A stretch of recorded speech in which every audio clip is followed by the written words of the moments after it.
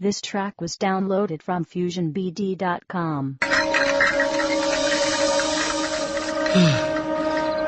কি গো processor sir এত হাঁপাইতেছেন কেন? ওই লাশটা কখন আইছে এখানে? ওইটা তো আইছে ভোরবেলায় আপনি যাওয়ানোর পরপরই। কেন কি হয়েছে? কিভাবে সম্ভব? কিছুই তো মিলাতে পারতেছি না। তাইলে আমার লোকে কথা কইল কে? এবার কুয়াশায় শুনলেন রোমাঞ্চকর এক কাহিনী। আজ রাত 11টার খবরের পর শুধুই এবিসি রেডিওতে।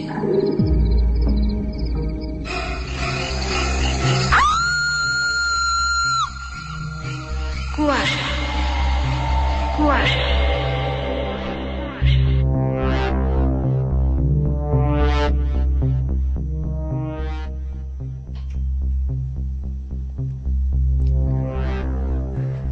হ্যালো বন্ধুরা, স্বাগত কুয়াশায়।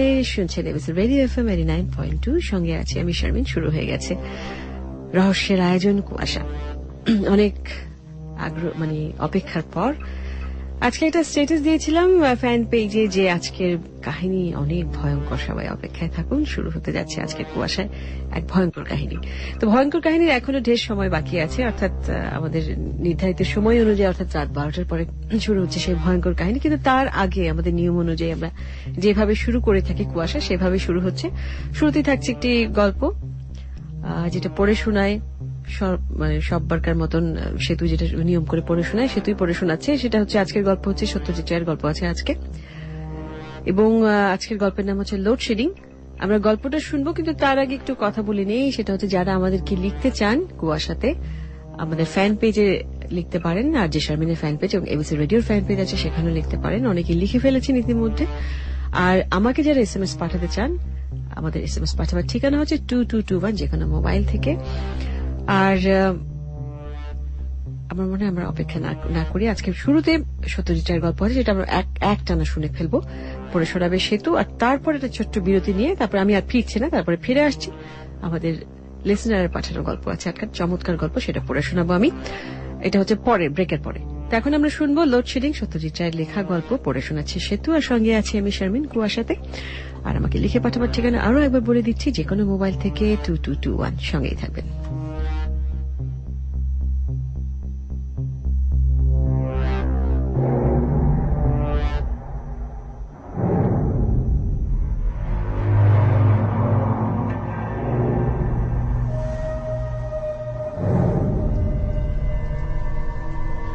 ফণী বাবু তার গন্তব্যে পৌঁছানোর কিছুক্ষণ আগে আজ করতে পারলেন যে তার পাড়ায় লোডশেডিং হয়ে গেছে। আজ অফিসে ওভারটাইম করে বেরুতে হয়ে গেছে 8:15। ডালহৌসি থেকে বাসে তার পাড়ায় পৌঁছাতে লাগে 35 মিনিট। কতক্ষণ হলো বিজলি গেছে তার জানার উপায় নেই, তবে একবার গেলে ঘন্টা চারেকের আগে আসে না। ফণীবাবু বাস থেকে নেমে রাস্তা পেরিয়ে তার বাড়ির গলি ধরলেন। এসি ডিসি দুটোই গেছে, অথচ সেদিনও মনে হয়েছে যে অবস্থানটা যেন একটু ভালোর দিকে যাচ্ছে। নবীন চাকর কালী বলল, আরো 1 ডজন মোমবাতি কিনে রাখবো বাবু। তখন ফণীবাবু বলেছিলেন, মোমবাতি কিনলেই দেখবি আবার লোডশেডিং শুরু হয়েছে, এখন থাক। তার মানে বাড়িতে মোমবাতি নেই। রাস্তার আলো থাকলে তার খানিকটা তার 3 তলার ঘরে ঢুকে চলাফেরার একটু সুবিধে হয়। আজ তাও হবে না। ফণীবাবু বিড়ি সিগারেট খান না, তাই সঙ্গে দেয়াশলাইও থাকে না। অনেকদিন মনে হয়েছে একটা টর্চ রাখলে মন্দ হয় না, কিন্তু সেও করব করে হয়ে ওঠেনি। বড় রাস্তা থেকে গলি ধরে মিনিট 3 গেলে পর ফণীবাবুর বাসস্থান 17-2। ফুটপাতের উপর শোয়া গোটা 3 নেড়িকুত্তার বাচ্চাকে বাঁচিয়ে ফণীবাবু তার বাড়ির সদর দরজা দিয়ে ভেতরে ঢুকলেন। মাসখানেক হলো কারবালা ট্যাঙ্ক রোডে বাসা ছেড়ে এইখানে এসেছেন ফণীবাবু, তিনি আর তার চাকর নবীন। বাড়ির প্রত্যেক তলায় 2টো করে ফ্ল্যাট। সিঁড়ির দিকে এগোতে ফণীবাবু লক্ষ্য করলেন, 1 তলায় স্কুল মাস্টার জ্ঞান দত্তর ঘর থেকে একটা কম্পমান হলদে আলো পড়ছে বারান্দা আর উঠানে, মোমবাতির আলো। অন্য ফ্ল্যাটটা অন্ধকার, কোনো সারা শব্দ নেই। আজ পঞ্চমী। রমানাথ বাবু যেন বলেছিলেন পুজোয় ঘাটশিলা না মধুপুর কোথায় যেন যাবেন। আজই চলে গেলেন নাকি? সিঁড়ির তলায় এসে নবীন বলে ডাক দিলেন ফণীবাবু। কোনো উত্তর নেই। বেরিয়েছে। ঠিক লোডশেডিং এর সময় বেরোনো চাই। এর আগেও কয়েকবার লক্ষ্য করেছেন ফণীবাবু। চাকরের আশা ছেড়ে দিয়ে সিঁড়ি দিয়ে উঠতে আরম্ভ করলেন ফণীবাবু। মোমবাতির আলোতে প্রথম কয়েকটা ধাপ দেখতে অসুবিধা হচ্ছে না, কিন্তু তারপরে অন্ধকার। তার জন্য চিন্তার কোনো কারণ নেই। 3-24-72 ধাপ উঠতে হবে, এটা তার জানা আছে। লোডশেডিং এর আশঙ্কা করেই ফণীবাবু একদিন সিঁড়ির সংখ্যা গুনে রেখেছিলেন। তাতে অন্ধকারে ওঠায় অনেকটা সুবিধা হয়। আশ্চর্য, আলো থাকলে সিঁড়ি ওঠাটা সুস্থ লোকের পক্ষে কোনো সমস্যাই নয়, কিন্তু অন্ধকারে 15 ধাপ উঠে 16 মাথায় রেলিং এ কাঠের বদলে হঠাৎ কি একটা হাতে ঠেকাতেই ফণীবাবু শিউরে উঠে হাতটা সরিয়ে নিলেন। তারপর মনে সাহস এনে হাতটা রাখতেই বুঝলেন সেটা একটা গামছা। দোতলায় কোনো আলো নেই, কোনো শব্দও নেই, তার মানে কোনো লোকও নেই। পশ্চিমের দুটো ঘর নিয়ে থাকেন গেস্ট রেঞ্জার অফিসের বিজনবাবু। সঙ্গে থাকেন তার স্ত্রী আর 2 ছেলে। ছোট ছেলেটি মহা দুরন্ত, এক মুহূর্ত মুখ বন্ধ থাকে না তার। অন্যদিকে 2টি ঘর নিয়ে থাকেন কলেজ স্ট্রিটের এক জুতোর দোকানের মালিক মহাদেব মণ্ডল। ইনি সন্ধ্যায় প্রায় এক বন্ধুর বাড়িতে তাস খেলতে যান। বিজনবাবুরা মাঝে মাঝে সপরিবারে হিন্দি ছবি দেখতে যান, আজও হয়তো গেছেন। ফণীবাবু এসব নিয়ে আর চিন্তা না করে উঠে চললেন। 60 ধাপ উঠে ডাইনে মোড় নিতেই একটা টিনের পাত্রের সঙ্গে ঠক্করের ফলে একটা কান ফাটা শব্দ তাকে কিছুক্ষণের জন্য বেটাল করে দিয়ে তার হৃদস্পন্দনের মাত্রা বাড়িয়ে দিল। বাকি 12টা ধাপ তাকে অতি সাবধানে পা ফেলে ফেলে উঠতে হলো। এবার বায়ে ঘুরতে হবে। সামনে দড়িতে ঝোলানো একটা খালি পাখির খাঁচা পড়বে। তার পড়শি নরেশ বিশ্বাসকে তিনি অনেকদিন থেকে বলেছেন যে ময়নাটা যখন মরেই গেছে তখন তার খালি খাঁচাটা পথের মাঝখানে ঝুলিয়ে রাখা কেন। ভদ্রলোক এখনো পর্যন্ত কথাটা কানিয়ে তোলেননি। ফণীবাবু শরীরটাকে হ্যাঞ্চব্যাকের মতো বেঁকিয়ে খাঁচা বাঁচিয়ে ডান হাতটা বাড়িয়ে দেয়ালে ভর করে তার ঘরের দিকে এগোলেন। এইভাবে দেয়াল হাতড়ে 3-4 পায়ে এগোলেই ডাইনে তার ঘরের দরজা। একটা গানের শব্দ আসছে, রবীন্দ্রসঙ্গীত, বোধহয় পাশের বাড়ি থেকে। লোডশেডিং এর আদিম ভুতুরে পরিবেশে এই জাতীয় শব্দ মনে অনেকটা সাহসের সঞ্চার করে। অবশ্য এটা বলাও দরকার যে ফণীবাবুর ভূতের ভয় নেই মোটেও। দরজার চৌকাঠ হাতে ঠেকতে ফণীবাবু হাঁটা থামিয়ে পকেট থেকে চাবি বার করলেন। 2টো চাবির একটা থাকে ফণীবাবুর কাছে, আরেকটা রাখে নবীন। তালার জায়গা আন্দাজ করা সহজ ব্যাপার, কিন্তু কড়া হাতড়ে ফণীবাবু তালা পেলেন না। অথচ তার স্পষ্ট মনে আছে যে অফিসে যাবার সময় তিনি তালা লাগিয়ে পকেটে চাবি পুরেছেন। এটাও কি তাহলে নবীনের কীর্তি? সে কি তাহলে ভিতর থেকে দরজা বন্ধ করে ঘুমিয়ে পড়েছে? ফণীবাবু দরজা ধাক্কা দিতে গিয়ে বোকা বনে গেলেন, কারণ দরজা দিব্যি খুলে গেল। নবীন? কোনো উত্তর নেই। নবীন ঘুম কাতুরে নয় সেটা ফণীবাবু জানেন। ফণীবাবু চৌকাঠ পেরিয়ে ঘরে ঢুকলেন। অবশ্য ঘরে ঢুকলেন কথাটা বোধহয় ঠিক হলো না, কারণ দরজার পেছনে কি আছে তা বুঝতে হলে বেড়ালের চোখ দরকার। ফণীবাবু একবার চোখ বন্ধ করে আবারও খুলে দেখলেন, 2টো অবস্থার মধ্যে কোনো তফাৎ নেই। বাকি কাজ তিনি ইচ্ছে করলে চোখ বন্ধ করেই করতে পারেন। একেই বলে নিরেট অন্ধকার, যাকে 2 হাত দিয়ে ঠেলে সামনে এগোতে হয়। দরজার বাঁ পাশে এক ফালি দেয়াল, তাতে সুইচ বোর্ড। তারপর দেয়াল ঘুরে গিয়ে পাশের ঘরের দরজা, আর দরজা পেরিয়ে ব্র্যাকেট আলনা। ফণীবাবুর হাতে ছাতা, সেটাকে আলনায় টাঙানো দরকার। গরম লাগছে, গায়ের জামাটা খুলে সেটাও আলনায় যাবে। তবে জামা খোলার আগে বুক পকেট থেকে মানিব্যাগটা বার করে আলনার পরে বাঁ দিকের টেবিলের দেরাজে রাখতে হবে। ফণীবাবু হাত বাড়ালেন সুইচ আন্দাজ করে। এখন বাতি জ্বলবে না ঠিকই, তবে বিজলি এলেই নিঃশব্দে আলো জ্বলে ওঠার মজাটা থেকে ফণীবাবু বঞ্চিত হতে চান না। 2টো সুইচের একটার মাথা খোলা। নবীন একদিন লোডশেডিং এর মধ্যে হাতড়াতে গিয়ে শক খেয়েছিল। ফণীবাবু মোক্ষম আন্দাজে সেটাকে এড়িয়ে দ্বিতীয়টা বুড়ো আঙ্গুল আর তর্জনীর মৃদু চাপে নিচে নামিয়ে দিলেন।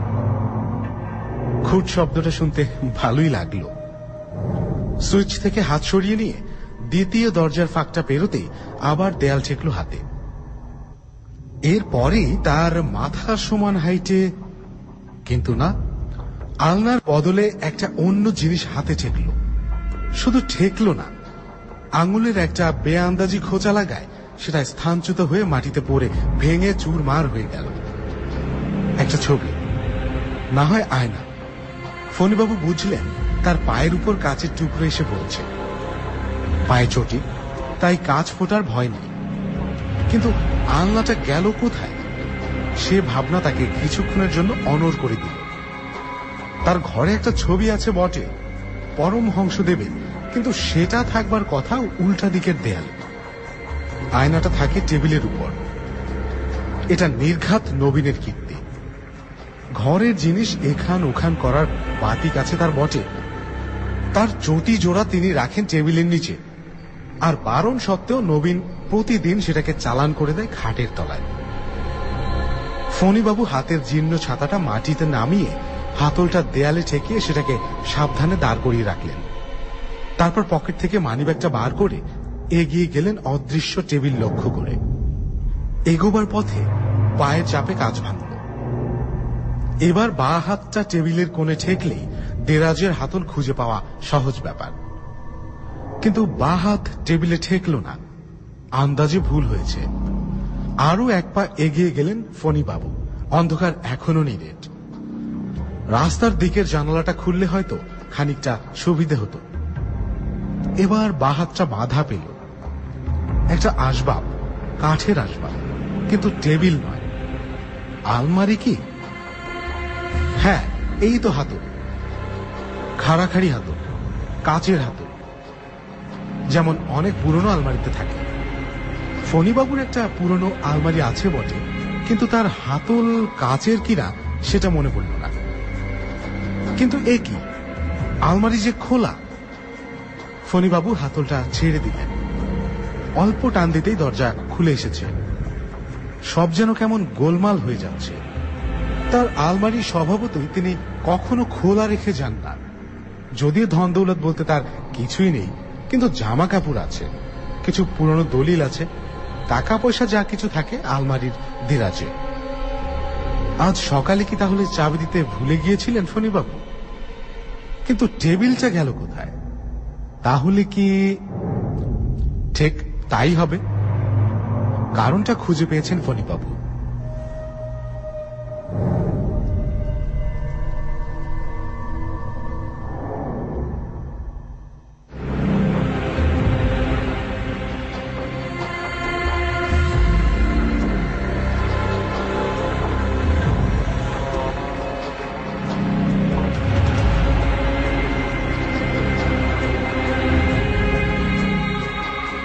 গতকাল ছিল রবিবার। দুপুরে এলো তুমুল বৃষ্টি, আর তখনই ফণীবাবু দেখলেন যে তার ঘরের সিলিং থেকে ফোঁটা ফোঁটা জল পড়ছে ঘরের ভেতর। টেবিলের উপরেও জল পড়ছিল, তাই নবীন খবরের কাগজ চাপা দিয়েছিলেন। আসলে বাড়িটা বেশ পুরনো। বাড়িওয়ালাকে ছাদ সারানোর কথা বলতে হবে, এ কথাটা তখনই মনে হয়েছিল ফণীবাবু। আজও যে এ পাড়ায় দুপুরের দিকে বৃষ্টি হয়েছে সেটা ফণীবাবু রাস্তা ভিজে দেখেই বুঝেছিলেন। নবীন যদি টেবিলটাকে জানালার দিকে সরিয়ে থাকে এবং কাপড় সমেত আলনাটা উল্টো দিকের দেয়ালে টাঙিয়ে থাকে, তাহলে বলতে হবে সে সুবিবেচনার পরিচয় দিয়েছে। ফণীবাবু মানিব্যাগটা পকেটে পুরে জানালার দিকে এগোলেন। 3 পা এগোতেই বাধা পড়ল। এটা চেয়ার। নবীন তাহলে চেয়ারটাকে সরিয়েছে। না, এভাবে অন্ধকারে হাতড়ানোর কোনো মানে হয় না। তার চেয়ে বাকি সময়টা আলোর অপেক্ষায় চেয়ারটাতে বসেই কাটিয়ে দেওয়া ভালো। ফণীবাবু বসলেন। হাতলওয়ালা চেয়ার, বসার জায়গাটা বেঁধে। একবার যেন মনে হলো তার নিজের ঘরের চেয়ারে হাতল নেই, কিন্তু পর মুহূর্তেই খটকাটা মন থেকে দূর করে দিলেন। মানুষ নিজের আসবাবের খুঁটিনাটি সবসময় মনে রাখে না। এই অভিজ্ঞতা তার আজকে হয়েছে। এখন ফণীবাবুর মুখ দরজার দিকে। বাইরে ছোট ছাত্রার এদিকে একটা ফিকে চতুষ্কোণ আভা। ফণীবাবু বুঝলেন সেটা আকাশ। শহরের যে অংশে লোডশেডিং নেই সেখানকার আলো প্রতিফলিত হয়ে আকাশে পড়েছে। যদিও মেঘ থাকায় তারা দেখা যাচ্ছে না, যাক, তবুও তো একটা দেখার জিনিস রয়েছে চোখের সামনে। একটা টিকটিক শব্দ সম্বন্ধে সচেতন হয়ে যে মুহূর্তে ফণীবাবুর খেয়াল হলো যে তার ঘরে কোনো টেবিল ঘড়ি নেই, ঠিক সেই মুহূর্তে একটা কান ফাটা শব্দ তাকে চমকিয়ে প্রায় চেয়ার থেকে ফেলে দিল। টেলিফোন। তার মাথার ঠিক পেছনে টেবিলের উপর টেলিফোন বেজে উঠেছে। নিঃশব্দ অন্ধকারে প্রায় 1 মিনিট ধরে একটা তুমুল আলোড়ন তুলে অবশেষে টেলিফোনটা থামল। এইবার ফণীবাবু বুঝলেন যে তিনি তার নিজের ঘরে আসেননি, কারণ তার টেলিফোন নেই। আর এই উপলব্ধির সঙ্গে সঙ্গেই তার কাছে আসল ব্যাপারটা পরিষ্কার হয়ে গেল। 17-2 আর 17-3 হলো পাশাপাশি বাড়ি, একই ধাঁচের দুটো বাড়ি। দুটো বাড়ি 3 তলা, দুটো বাড়িরই একই বাড়িওয়ালা। 17-3 ফণীবাবু কোনোদিন ঢোকেননি, কিন্তু আজ বোঝাই যাচ্ছে যে দুটো বাড়ির প্ল্যানই হুবহু এক। তিনি এখন বসে আছেন 17-3 3 তলার পশ্চিমের ঘরে। সেই ঘরের আলো এখন নেই, কিন্তু ঘরের দরজা খোলা, আলমারি খোলা। তার মানে যাই হোক না কেন, ফণীবাবু নিজের ভুল বুঝতে পেরে আর সময় নষ্ট না করে উঠে পড়ার উপক্রম করেই আবার তৎক্ষণাৎ বসে পড়লেন। আর একটা শব্দ, এটা এসেছে তার খুব কাছের বাদিক থেকে। মেঝের উপর একটা টিনের বাক্স জাতীয় কিছু ঘষ্টানো শব্দ হচ্ছে। ফণীবাবু বুঝলেন যে তার গলা শুকিয়ে আসছে আর তার বুকের ভিতরে দুর্মুষ পেটা শুরু হয়েছে। চোর। তার পাশেই বোধ হয় খাট, আর খাটের নিচে চোর। বেরোবার চেষ্টায় খাটের নিচে রাখা টিনের বাক্সে ধাক্কা খেয়েছেন।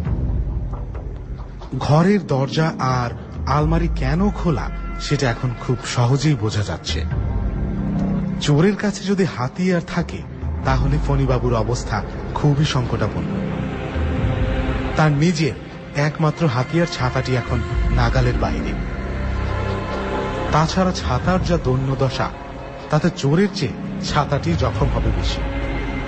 চোর অবশ্য আবার চুপ মেরে গেছে, কারণ টিনের বাক্সের শব্দ তুলে নিজের উপস্থিতিটা জানান দেবার অভিপ্রায় তার নিশ্চয়ই ছিল না। ফলে সে হয়তো কিঞ্চিত আড়ষ্ট। ঠিক ঠিক ঠিক একটা টিকটিকি ডেকে উঠল। ভুল ভুল ভুল, ফণীবাবুর মন বলল। একটা বিশ্রী ভুল করে একটা বিশ্রী অবস্থার মধ্যে এসে পড়েছেন তিনি। ছিচকে চোরের কাছে আগ্নেয়াস্ত্র থাকার সম্ভাবনা কম, তবে ছোড়াছুরি থাকা অসম্ভব নয়। কিন্তু অনেক চোর নিরস্ত্র অবস্থাতেই বের হয়। হাতাহাতির প্রশ্ন হলে ফণীবাবু হয়তো লড়ে যাবেন, কারণ এককালে তিনি ফুটবল খেলেছেন পাড়ার টিমে। কিন্তু মুশকিল করেছে এই অন্ধকার। দৃষ্টির অভাবে অতি শক্তিশালী মানুষও অসহায় বোধ করে। কিন্তু তাহলে কি করা যায়? যা থাকে কপালে বলে উঠে পড়বেন কি? কিন্তু যদি সিঁড়ি নামার মুখে বিজলি এসে যায়, আর ঠিক সেই সময় যদি একদিক দিয়ে চোর পালায় আর অন্য দিক দিয়ে ঘরের মালিক এসে পড়েন, আর মালিক যদি এসে দেখেন তার ঘরে চুরি হয়েছে, তাহলে তো... ফণীবাবুর চিন্তায় ছেদ পড়ল। নিচ থেকে একটা পায়ের শব্দ আসছে। এই সিঁড়ি ওঠা শুরু হলো। ধীরে ধীরে উঠছেন ভদ্রলোক। ওঠার মেজাজ আর পায়ের শব্দ থেকে পুরুষ বলে বুঝতে অসুবিধা হয় না। 48টা ধাপ অবধি গুনে 49-এর মাথায় ফণীবাবুর ধারণা বদ্ধমূল হল যে এই ঘরের মালিকই আসছেন সিঁড়ি উঠে। হঠাৎ ভেলকির মতো মনে পড়ে গেল, এই ঘরের মালিককে তো ফণীবাবু চেনেন। এতক্ষণ খেয়াল হয়নি কেন? শেয়ারের ট্যাক্সিতে একবার ডালহৌসি অবধি গিয়েছিলেন ভদ্রলোকের সঙ্গে। কোনো কারণে বাস বন্ধ ছিল সেদিন। ভদ্রলোক নিজেই পরিচয় দিয়েছিলেন, নাম আদিনাথ সান্যাল। বছর 50 বয়স, জাদ্রেল চেহারা, টকটকে রং, গায়ে ফিনফিনে আদ্দির পাঞ্জাবি, ঘন ভুরুর নিচে তীক্ষ্ণ চোখ। 62, 63, 64 পায়ের শব্দ এখন জোরালো, ঘরের ভেতরেও শব্দ, খচমচ ধূপধাপ, আর তারপরে একটা যন্ত্রণা সূচক উফ। পায়ে কাজ বিঁধেছে, চোরের শাস্তি। বাইরে আকাশের দিকে আলোটা এক মুহূর্তের জন্য ঢেকে গিয়ে আবার দেখা গেল চোর ঘুরেছে ডান দিকে। পাইপটা বেয়ে নামা ছাড়া আর গতি নেই তার। সিঁড়ির পায়ের শব্দ এবার মেঝেতে, বাইরের বারান্দায়। ফণীবাবু উঠে পড়লেন, সাবধানে কাজ বাঁচিয়ে ছাতাটা তুলে নিয়ে পাশের ঘরে গিয়ে ঢুকলেন। দরজার মুখ অবধি এসে পায়ের শব্দ থামল চৌকাঠের বাইরে। কয়েক মুহূর্তের নিঃশব্দতা, তারপর একই দরজাটা। আদিনাথ সান্যালের বাজখাই কণ্ঠস্বর। অনেক গল্প করেছিলেন সেদিন ট্যাক্সিতে, তাই ফণীবাবু গলাটা ভোলেননি। আরো মনে পড়ছে ফণীবাবু তার পাশের ঘরের নরেন বিশ্বাস বলেছিলেন একটা কথা, সান্যাল মশাই নাকি অগাধ টাকার মালিক, কলকাতায় 3খানা বাড়ি, সব ভাড়া দিয়ে নিজে এইখানে থাকেন। উপার্জনের রাস্তাগুলো নাকি সিধে নয়, আলমারিতে নাকি অনেক কালো টাকা। সান্যাল মশাই এখন ঘরের ভিতর, কাঁচ ভাঙতে ভাঙতে এগিয়ে চলেছেন হাতে হাতে চোর ধরার আশায়। জোরে জোরে নিঃশ্বাস পড়ছে ভদ্রলোকের। ফণীবাবুর আর ভয় নেই। আদিনাথ সান্যালের পিছন দিয়ে ঘর থেকে বেরিয়ে নিঃশব্দে 72টা সিঁড়ি নেমে রাস্তায় বেরিয়ে পড়ে 17-2 দিকে রওনা দিলেন। নিজের বাড়ির 3তলায় এসে খালি পাখির খাঁচাটা বাঁচিয়ে একবার এগোতেই যখন বিজলি ফিরে এলো, তখন ফণীবাবু লক্ষ্য করলেন যে তার হাতে একটি ঝকঝকে নতুন হাল ফ্যাশনের জাপানি ছাতা এসে গেছে।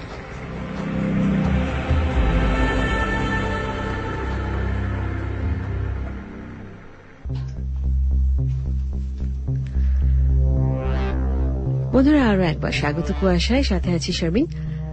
আর শুনছেন এবিসি রেডিও FM 89.2। আমরা একটু আগে শুনছিলাম কুয়াশায় প্রচারিত সত্যজিৎ রায়ের লেখা গল্প লোডশেডিং, যেটা পড়ে শোনাচ্ছিল সেতু। অনেকেই লিখেছেন যে খুব ভালো লেগেছে গল্প, ইতিমধ্যে পেয়েও গেছে SMS অনেকের। আরো যারা লিখতে চান তাদেরকে আরো একবার জানিয়ে দিচ্ছি 2221 আমাদেরকে লিখতে হবে। আর যে শারমিনের ফ্যান পেজ এবং এবিসি রেডিওর ফ্যান পেজ আছে, সেখানে আপনি চাইলে লিখতে পারেন। তো এখন যেটা করবো সেটা হচ্ছে, আমরা সাধারণত কোনো বিখ্যাত লেখকের কোনো রহস্যের বা ভয়ের গল্প পড়ে তো শোনাই। তাছাড়া আমাদের প্রচুর বন্ধুরা লিখে পাঠান, প্রতি সপ্তাহে আমরা অনেক অনেক গল্প পাই, পাঠানো গল্প পাই বন্ধুদের লেখা, বা তারা অন্যের হয়তো অন্যের বা অন্য কারো বিদেশি কোনো গল্পের অনুবাদও আমাদেরকে পাঠান। সেরকম অনেক গল্প আমরা ইতিমধ্যে পড়ে শুনিয়েছি, এখনো আজকেও শোনাবো, ভবিষ্যতেও শোনাবো। তো আজকে আমাদের যে গল্প পাঠিয়েছেন আমাদের একজন লিসনার, আমাদের শ্রোতা বন্ধু, তার নাম হচ্ছে নাহিদ আমিন। তিনি বেশ কিছুদিন আগে পাঠিয়েছিলেন গল্পটা, কিন্তু যেটা বলতে ট্রাফিক জ্যাম না, অনেক গল্প জমে গেছিল, তো সেই কারণে পড়া হয়নি। তো আজকে একটা সময় ফাঁক আছে, সেই ফাঁকে পড়ে দিচ্ছি। আমি পড়বো আজকে গল্পটি। তিনি গল্পের কোনো নাম দেননি, কিন্তু আমি নাম ছাড়াই গল্পটি পড়ে শোনাচ্ছি। আবারও বলছি, লিখে পাঠিয়েছেন নাহিদ আমিন। নাহিদ আমিনকে অনেক ধন্যবাদ গল্প লিখে পাঠাবার জন্য। তো আমি শুরু করছি গল্পটি। মানুষের এই পৃথিবীতে এমন অনেক ঘটনাই ঘটে যায় যার কোনো ব্যাখ্যা খুঁজে পাওয়া যায় না। আর আমি অত সহজে কোনো কিছু বিশ্বাসও করি না। আমি যুক্তিবাদী মানুষ। আমার সাথে যে ঘটনাগুলো ঘটে, আমি সেগুলোর ব্যাখ্যা দাঁড় করানোর চেষ্টা করি, কিন্তু বেশিরভাগ ক্ষেত্রেই সেটা পারি না। আমার যতদূর মনে পড়ে, আমার 4 বছর বয়স থেকেই এসব ঘটনার সূত্রপাত। তখন আমরা খাগড়াছড়িতে ছিলাম। আমি তখনও স্কুলে ভর্তি হইনি, সম্ভবত 1979 সাল। আমরা প্রতিদিন সন্ধ্যায় বাসার পাশে মাঠে খেলা করতাম। আম্মু আন্টিরা সেখানে হাঁটাহাঁটি করত। তখন আমি দেখতাম প্রায় মাঠে আমাদেরই মতো, কিন্তু আমাদের চাইতে আলাদা কিছু মানুষও হাঁটাহাঁটি করছে। এক কথায়, আমি একটা দেয়ালের সামনে যদি দাঁড়াই, যেমন দেয়ালে ছায়া পড়বে তেমন, কিন্তু ছায়াটা সাদা, টর্চ লাইটের আলোর মতো সাদা। অনেকগুলো সাদা আলোর মানুষ মাঠে খেলছে। আমি আম্মুকে জিজ্ঞেস করতাম, ওগুলো কি? আম্মু বলতো শেয়াল, কারণ পাশের জঙ্গলে অনেক শেয়াল ছিল। আম্মু ভাবতো আমি বোধহয় শেয়াল দেখে ভয় পাচ্ছি। এভাবে প্রতিদিনই আমি তাদের দেখতাম। আমার কাছে ব্যাপারটা স্বাভাবিকই ছিল। আমি তখন তেমন ভয়ও পেতাম না। কিন্তু কাহিনীতে কিছুটা পরিবর্তন আসে 1982 দিকে। তখন আব্বুর বদলি হয়ে গেছে চট্টগ্রামে, আর আমি তখন ক্লাস 3-তে পড়ি। বদলটা হলো এই যে খাগড়াছড়িতে আমি ওদের মাঠে দেখতাম, আর চট্টগ্রাম যখন আসি তখন ওরা চলে যায় দেয়ালে, ছায়ার মতো। অবিকল একটা মানুষের ছায়া, কিন্তু টর্চ লাইটের আলোর মতো উজ্জ্বল। সন্ধ্যায় খেলার সময় দেখতাম দেয়াল দিয়ে হেঁটে যাচ্ছে অনেকগুলো আলোর মানুষ, কিন্তু ওদের পা কখনো মাটিতে লাগানো থাকতো না, শূন্যে ভাসমান থাকত। আমি ভয় পেতাম না। খেলার সাথীদের বলতাম, তারা মজা করতে ধরতে যেত, কিন্তু ধরতে পারত না। পরে জানতে পারি আসলে তারা কেউ দেখতেই পেত না, দুষ্টুমি করত। 1988 সালে আমরা ব্রাহ্মণবাড়িয়ায় চলে আসি। আমি তখন ক্লাস 8-এ পড়ি। সন্ধ্যায় বের হওয়া বন্ধ, তাই আর আলোর মানুষ দেখি না। তারপর 1990 সাল, আমি এসএসসি পরীক্ষার্থী। গ্রাম থেকে নানু ও মামারা এসেছে। পরীক্ষার আর মাত্র 15-16 দিন বাকি। নানু আমার সাথে ঘুমায়। প্রতিদিন আমি রাত 1:30 পর্যন্ত পড়ি। হঠাৎ এক রাতে, আনুমানিক রাত 3টা হবে, আমার ঘুম ভেঙে গেল। হঠাৎ দেখি আমার রুমে 3 জন লোক চাদর মুড়ি দিয়ে হাঁটছে। তাদের গা থেকে আলো ছড়াচ্ছে, কিন্তু মুখ দেখা যাচ্ছে না। আমি ভয়ে পাথর হয়ে গেলাম। প্রায় 30 মিনিট মতো জেগেছিলাম। তারপর নানুকে জড়িয়ে ধরলাম। নানু বলল, কি হয়েছে? আমি বললাম, ভয় পাই, আমি ভয় পাচ্ছি। পরদিন সকালে আমি নানুকে জিজ্ঞেস করলে নানু বললেন, সত্যি গত রাতে আমি ভয় পাই বলেছি। জিজ্ঞেস করার কারণ, আমি যুক্তি প্রমাণ ছাড়া কিছু বিশ্বাস করি না। পরে ঘটনাটা আমার এক স্যারের সাথে শেয়ার করলে তিনি বললেন এগুলো জিন। তারপর বললেন আয়াতুল কুরসি পড়ে রাতে ঘুমোতে। এরপর কেটে গেল আরো 2 বছর। 1990 সাল, আমি এইচএসসি পরীক্ষা দিয়ে ঢাকায় গেছি কোচিং করতে, হোস্টেলে থাকি। হঠাৎ একদিন স্বপ্নে দেখি আমার বড় খালা আমাকে মারছে, পেটে জোরে জোরে লাথি মারছে। আমার চোখ লাল হয়ে বেরিয়ে যাচ্ছে, আমি মরে যাচ্ছি। ঘুম ভেঙে গেল। আমি কোথায়? এরা কারা? আমি কে? কিছুই মনে করতে পারছি না। আমি নিঃশ্বাস নিতে পারছি না, পেটে ভীষণ ব্যথা। প্রায় 15-20 মিনিট। হঠাৎ আমার রুমমেট আমার গা ধরে ঝাঁকুনি মারে। তারপর আমার সব মনে পড়ে যায়। তাকিয়ে দেখি সকাল 11টা। তারপর দেখি আমার পেট লাল হয়ে আছে, যেন সত্যি কেউ প্রচন্ড জোরে লাথি মেরেছে আমার পেটে। ঘটনাটা আমার মাকে বলি, তারপর বাসায় চলে যাই। তারপর আম্মু আমাকে একটা তাবিজ দেন। হোস্টেলে হঠাৎ একদিন দেখি যে হাতে আমার তাবিজটা নেই, কোথাও খুঁজেও পাচ্ছি না। তারপর যখন বাসায় যাই, টানা 21 দিন ধরে আমার জ্বর, বমি আর ভয়াবহ সব দুঃস্বপ্ন। প্রতিটা স্বপ্নের বিষয়বস্তু কেউ আমাকে মারছে আর আমি মরে যাচ্ছি, আর ঠিক মৃত্যুর 1 সেকেন্ড আগেই আমার ঘুম ভেঙে যেত। শরীর ভীষণ ব্যথা করত। তারপর সকাল, বিকাল, দুপুর, রাত, যখন তখন আমি এই স্বপ্ন দেখতাম। ঘুমলেই আমি এই স্বপ্ন দেখতাম। এমনকি সোফায় বসে 5 মিনিটের জন্য চোখ বন্ধ করলেও এই স্বপ্ন চলে আসত। তারপর সুস্থ হই, হোস্টেলে যাই। একসময় তাবিজটা খুঁজে পাই বিছানার তোশকের নিচে, কিন্তু তোশকের নিচে কিভাবে গেল? যাই হোক, 1991 সাল, আমরা তখন সিলেটে ভার্সিটিতে ভর্তি হলাম। আমার বয়স 18। আমার জীবনে নেমে এলো ভয়াবহ বিপর্যয়। একটা রাত ঘুমোতে পারিনি। এক কথায় পাগল হয়ে গিয়েছিলাম। স্বপ্নের মাঝে কতবার যে মৃত্যুর হাত থেকে ফিরে আসতাম বলতেও পারবো না। ভয়াবহ সেই চেহারা আমাকে প্রতি রাতে তাড়িয়ে বেড়াত। 5 মিনিটের জন্য ঘুমোতে পারতাম না। স্বপ্নে যে জায়গায় মারা হতো, ঘুম থেকে উঠে যাওয়ার পর সেই জায়গায় ব্যথা করত, দেখতাম লাল হয়ে আছে সেই জায়গাটা। আমার ভার্সিটিতে যাওয়া বন্ধ প্রায় 3 মাস। আমি কি বলি, কি করি, কিছুই মনে থাকে না। এমনকি আমার নানা নানু নাকি ওই সময় আমাদের বাসায় ছিলেন, কিন্তু আমি আজও তা মনে করতে পারি না। অনেকের সাথে কথা বলে জানতে পারি আমাকে নাকি তখন দেখতে অপ্রকৃতস্থদের মতন দেখাতো, বিশেষ করে আমার চোখ। সাধারণ ও মানসিক সব রকম ডাক্তারই নাকি আমাকে তখন দেখানো হয়েছে। তারা শুধু ঘুমের ওষুধ দিত, আর যখন খুব সমস্যা হতো ইঞ্জেকশন দিয়ে আমাকে ঘুম পাড়িয়ে রাখা হতো। মনে আছে আমাকে দিনে 7টা ইঞ্জেকশন পর্যন্ত দেয়া হয়েছে।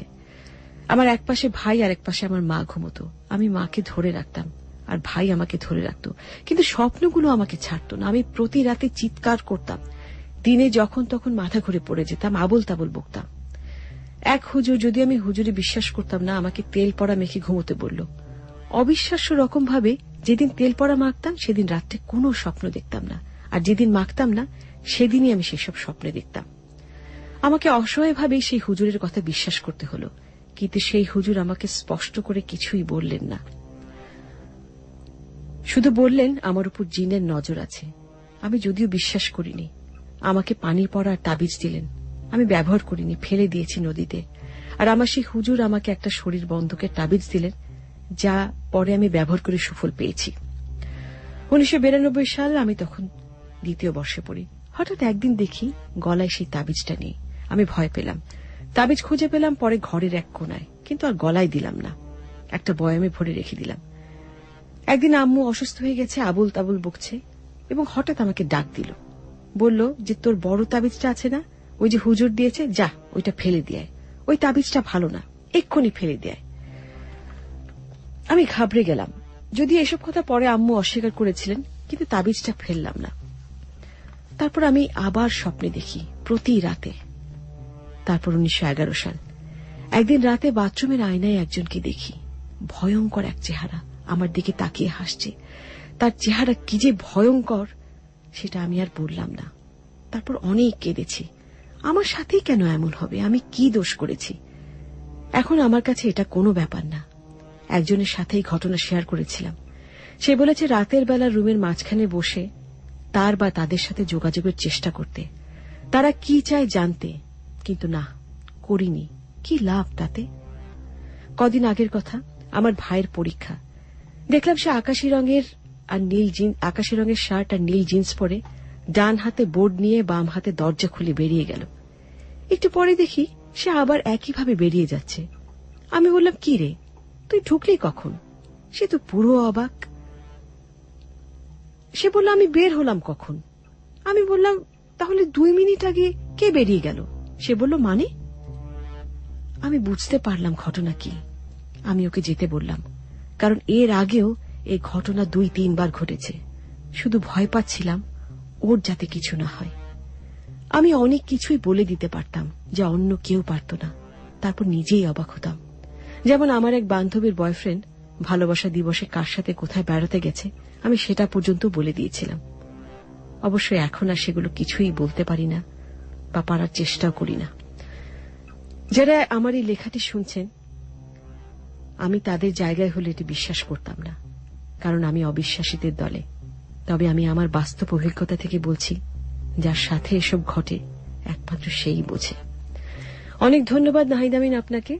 আর বন্ধুরা, আমরা ছোট্ট একটা বিরতি নেব। এখন রাত 12টার খবর শুনবো, তারপরে আবারও ফিরে আসছি শারমিন কুয়াশায়। কুয়াশার মূল গল্প নিয়ে সঙ্গেই থাকবেন। লিখে পাঠাবার ঠিকানা একই, 2221। শুনছেন এবিসি রেডিও FM 90.2, চলছে কুয়াশা। সঙ্গে আছে আমি শারমিন। আমরা আজকে পরপর 2টো গল্প শুনে ফেলেছি ইতিমধ্যে। প্রথমটা ছিল সত্যজিৎ রায়ের লোডশেডিং, আর পরেরটা ছিল নাহিদ আমিনের পাঠানো একটি গল্প। সময় হয়ে গেছে আমাদের কুয়াশার মূল গল্পে চলে যাবার, কিন্তু তার আগে একবার দেখে নিই আমাদের আজকে SMS কে পাঠিয়েছে 2221-এ। শুরুতে পাঠিয়েছে মাহমুদুল আমিন ইকতার সন্দীপ থেকে। শারমিন আপু, আমার বন্ধু এমদাদকে একটি হাই দাও, সে কুয়াশা শুনছে। হাই এমদাদ, আমার সব ফ্রেন্ডদেরকে হাই বলে দাও খিলক্ষেত থেকে কামিয়া। সবাই শুধু হাই শুনতে চাচ্ছে। মুক্তি লিখেছে সাভার থেকে, আই হোপ মজা হবে, আর কংগ্রেচুলেশনস এবিসি রেডিও। হ্যাঁ, এবিসি রেডিও এখন 1 নম্বর, আর সবাই বলছে। নাইলা লিখেছে, আপু আপনার ভয়েসটা অনেক nice and Kuasha is awesome. Thank you Naila. Zerin লিখেছে শাহিবাগ থেকে, আপু আমি বড় হয়ে আরজে হব। খুব ভালো কথা। হ্যালো শারমিন আপু, আমি কুয়াশা নিয়মিত শুনি, বিকজ কুয়াশাকে আমি একদিনও না শুনে থাকতে পারি না। শাকিল সন্দীপ থেকে। আর তাসিন লিখেছে, শারমিন আপু আমি আজ প্রথম কুয়াশাতে মেসেজ পাঠালাম, আজ অনেক ভয় হচ্ছে। আর লিখেছে আরাফাত লালমাটিয়া থেকে, শারমিন আপু তুমি গল্প ভালো করে শেষ করো না কেন? এই কথা তো এই পর্যন্ত কেউ লিখেনি, তুমি মনোযোগ দিয়ে শোনো না, অথবা তুমি বুঝতে পারো না। আর hi sister, I am your little friend Angel, I am your big fan, my elder sister like your show very much, please say hi to my sister Pinky from Chittagong. তোমার নাম তো লিখে পাঠাও নেই। আচ্ছা, হাই বললাম তোমার বোনকে। শারমিন আপু, how are you? Really your show Kuasha is very awesome. I'm your regular listener, Motiur রহমানের চান্দিনা কুমিল্লা থেকে। মাহিম লিখেছে, আপু আমি আর আমার ছোট ভাই একসাথে কুয়াশা শুনছি। স্বপন নারায়ণগঞ্জ থেকে লিখেছে, আই লাভ কুয়াশা এন্ড কুয়াশার মিউজিক, কুয়াশার টিমকে ধন্যবাদ। আচ্ছা, মাহফুজুর রহমান চিটাগং থেকে লিখেছে, আপু আপনাদের দোয়ায় 4.88 পেয়েছি, আর আফসোস মিষ্টি খাওয়াতে পারছি না, ফিউচারের জন্য দোয়া করবেন। অনেক ধন্যবাদ। মিষ্টি পেয়েছি আজকে, আমাদের সুমাইয়া নামে একজন বন্ধু, সে গোল্ডেন 5 পেয়েছে, জিপিএ গোল্ডেন 5, সে মিষ্টি খাইয়ে গেছে আমাদেরকে। অদিত লিখেছে মিরপুর থেকে, have you stopped reading short stories from the listeners? এতক্ষণে বোধহয় এই অভিযোগটা যে সত্যি না সেটা দূর করতে পেরেছি। আচ্ছা, আশিক লিখেছে চিটাগং থেকে, আই লাইক কুয়াশা। আচ্ছা, মোমু নিসা লিখেছে, Satyajit Ray, is Satyajit Ray your favourite? হ্যাঁ, মোস্ট ফেভারিট। আচ্ছা, জেরিন মহেশখালী থেকে লিখে পাঠিয়েছে। কিবরিয়া বগুড়া থেকে লিখে পাঠিয়েছে, আমি কিবরিয়া ভাইয়ের মতো একজন ভালো আরজে হতে চাই, আশা করি ভাইয়া তুমি অনেক বড় আরজে হবে ইনশাল্লাহ। আমি ঠিক বুঝতে পারলাম না আপনার লেখাটা। দেখ, আপনার জন্য আমার অভিনন্দন থাকলো। আর অর্ণব লিখেছে, এটা কোথায়, শাহজাহানপুর থেকে, সরি শারমিন আপু আজ আমার বার্থডে, হ্যাপি বার্থডে অর্ণব। আর লিখেছেন, আই লাভ ইউর প্রোগ্রামস, ধন্যবাদ অনেক।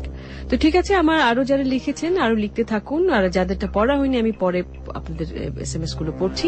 কিন্তু এখন আমরা চলে যাবো আজকের আমাদের কুয়াশার যে মূল গল্প, সেই গল্প শুনতে। আজকের গল্পটি লিখেছেন, আজকের মূল কাহিনীটি হচ্ছে সাকিব ফারজানার। অনেকদিন পরে তিনি আমাদের জন্য একটা কাহিনী পাঠিয়েছেন। মূল ভাবনা আর কি, কাহিনীটার মূল ভাবনা হচ্ছে সাকিব ফারজানা, এবং এটা নাট্যরূপ দিয়েছেন শাগুফতা আবেদ শাড়ি। তাহলে আমরা শুনি নাটকটি মানে আজকের কাহিনীটি, তারপরে ফিরে এসে কথা বলছি।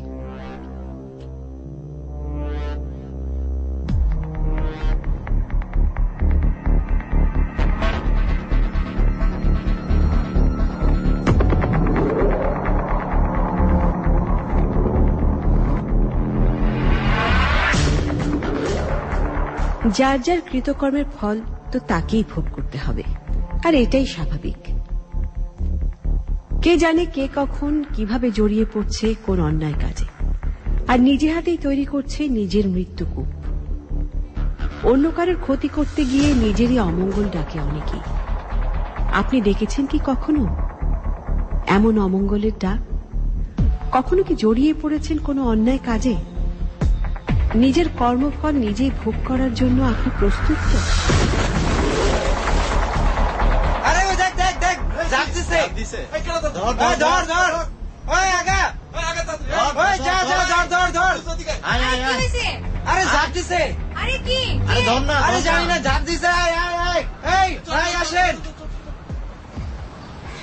ধানমন্ডি লেকের ধারের রাস্তা দিয়ে হেঁটে বাড়ি ফিরছেন ফজর আলী।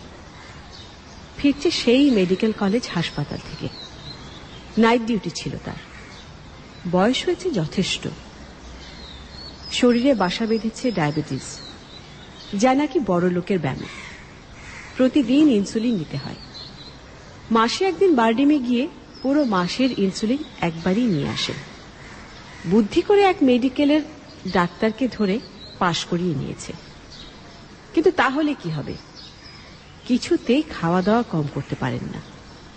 3-4 বেলা থালা ভর্তি ভাত পেটে পুড়তে না পারলে শরীরে চলবে না, আর মিষ্টি পেলে তো কথাই নেই। মেডিকেলে যেই বিভাগে ফজল আলীর কাজ, সেখানে প্রায় বকশিস হিসেবে মিষ্টির বন্যা বয়ে যায়। তাই এত মিষ্টি খাওয়ার অপরাধটাকে ধামাচাপা দেওয়ার জন্য সকালের এই হাঁটা।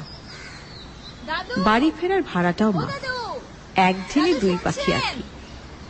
কিন্তু 7 সকালবেলা এই লেকের পাড়ে তাকে কে ডাকছে, তাও আবার মেয়ে মানুষের গলা। পেছনে ফিরে আরো অবাক হয়ে ফজল আলী। একটা মেয়ে, লাল টুকটুকে বেনারসি পরা, গা ভর্তি গহনা, এই সময় এই জায়গায় এরকম একটা বউ কি করছে? কেডা, তুমি কি আমারে ডাকো? হ্যাঁ দাদু, সেই কতক্ষণ ধরে ডাকছি, শুনতে পান না? দাদু, আচ্ছা আমারে কেন ডাকো? আমারে দিয়ে তোমার কি কাম? বলছি বলছি একটু জিরিয়ে নেই, দাঁড়ান। আচ্ছা, একটু বসবেন আমার সাথে? ওই যে চলেন না, ওই বেঞ্চটায় গিয়ে বসি। কিন্তু আমার তো বাড়ি ফিরতে হইব, সারা রাত জায়গা ছিলাম। এখন বাড়ি গিয়ে যদি না ঘুমাই, কাল... প্লিজ দাদু, আমি খুব বিপদে পড়েছি। এই মুহূর্তে কারো সাহায্য আমার খুব প্রয়োজন। আচ্ছা ঠিক আছে, আমি যাইতাছি, চলো। মেয়েটা এমন ভাবে দাদু দাদু করছে, কি এক মায়ায় ফজল আলী তার কথা শুনতে রাজি হয়ে যায়। বহু বছর অনেক চেষ্টা করেও বাচ্চা হয়নি ফজল আলীর। কত স্বাদ ছিল, ঘর ভর্তি ছেলে মেয়ে, নাতি পুতি, খিলখিল করবে। সাধ্য ছিল না, কিন্তু স্বাদ ছিল। কিন্তু কপালে না থাকলে আর কি করা। তাই দাদু ডাকটা শুনে কানটা জুড়িয়ে গেল ফজল আলীর। মেয়েটার সাথে তাই বেঞ্চে গিয়ে বসল সে। আচ্ছা বলো, কি বলবা বলো। আমার নাম দীপা, আমার বাড়ি সিরাজগঞ্জে। আমি খুব বড় বিপদে পড়েছি দাদু, আমার এখন সাহায্যের প্রয়োজন। আমি একা কিচ্ছু করতে পারবো না, আপনি কি আমাকে সাহায্য করবেন? আচ্ছা কি করতে হইব সেইটা তো কও আগে। আমাকে সাহায্য করতে হলে যে আমার পুরো গল্প আপনাকে শুনতে হবে, আপনি কি শুনবেন? অনেক সময় লাগবো নাকি? কাল সারা রাত ঘুমাইনি। না না, খুব বেশি সময় নেব না। আমি এমনিতেই খুব চুপচাপ, বেশি কথা বলতে আমি নিজেই পছন্দ করি না। প্লিজ দাদু। কিন্তু তোমার পরনে বিয়ার পোশাক কেন? বিয়ার আসর থেকে ভাইগে আইছো নাকি? দেখো মাইয়া, আমি কিন্তু তোমার সাহায্য করতে গিয়ে নিজে বিপদে পড়তে পারুম না। সেই কথাই তো বলার চেষ্টা করছি, কিন্তু আপনি তো শুনছেনই না। ভয় পাবেন না, আমি পালাইনি, আমার বরই পালিয়ে গেছে। ফজল আলীর তো চক্ষু চড়ক গাছ।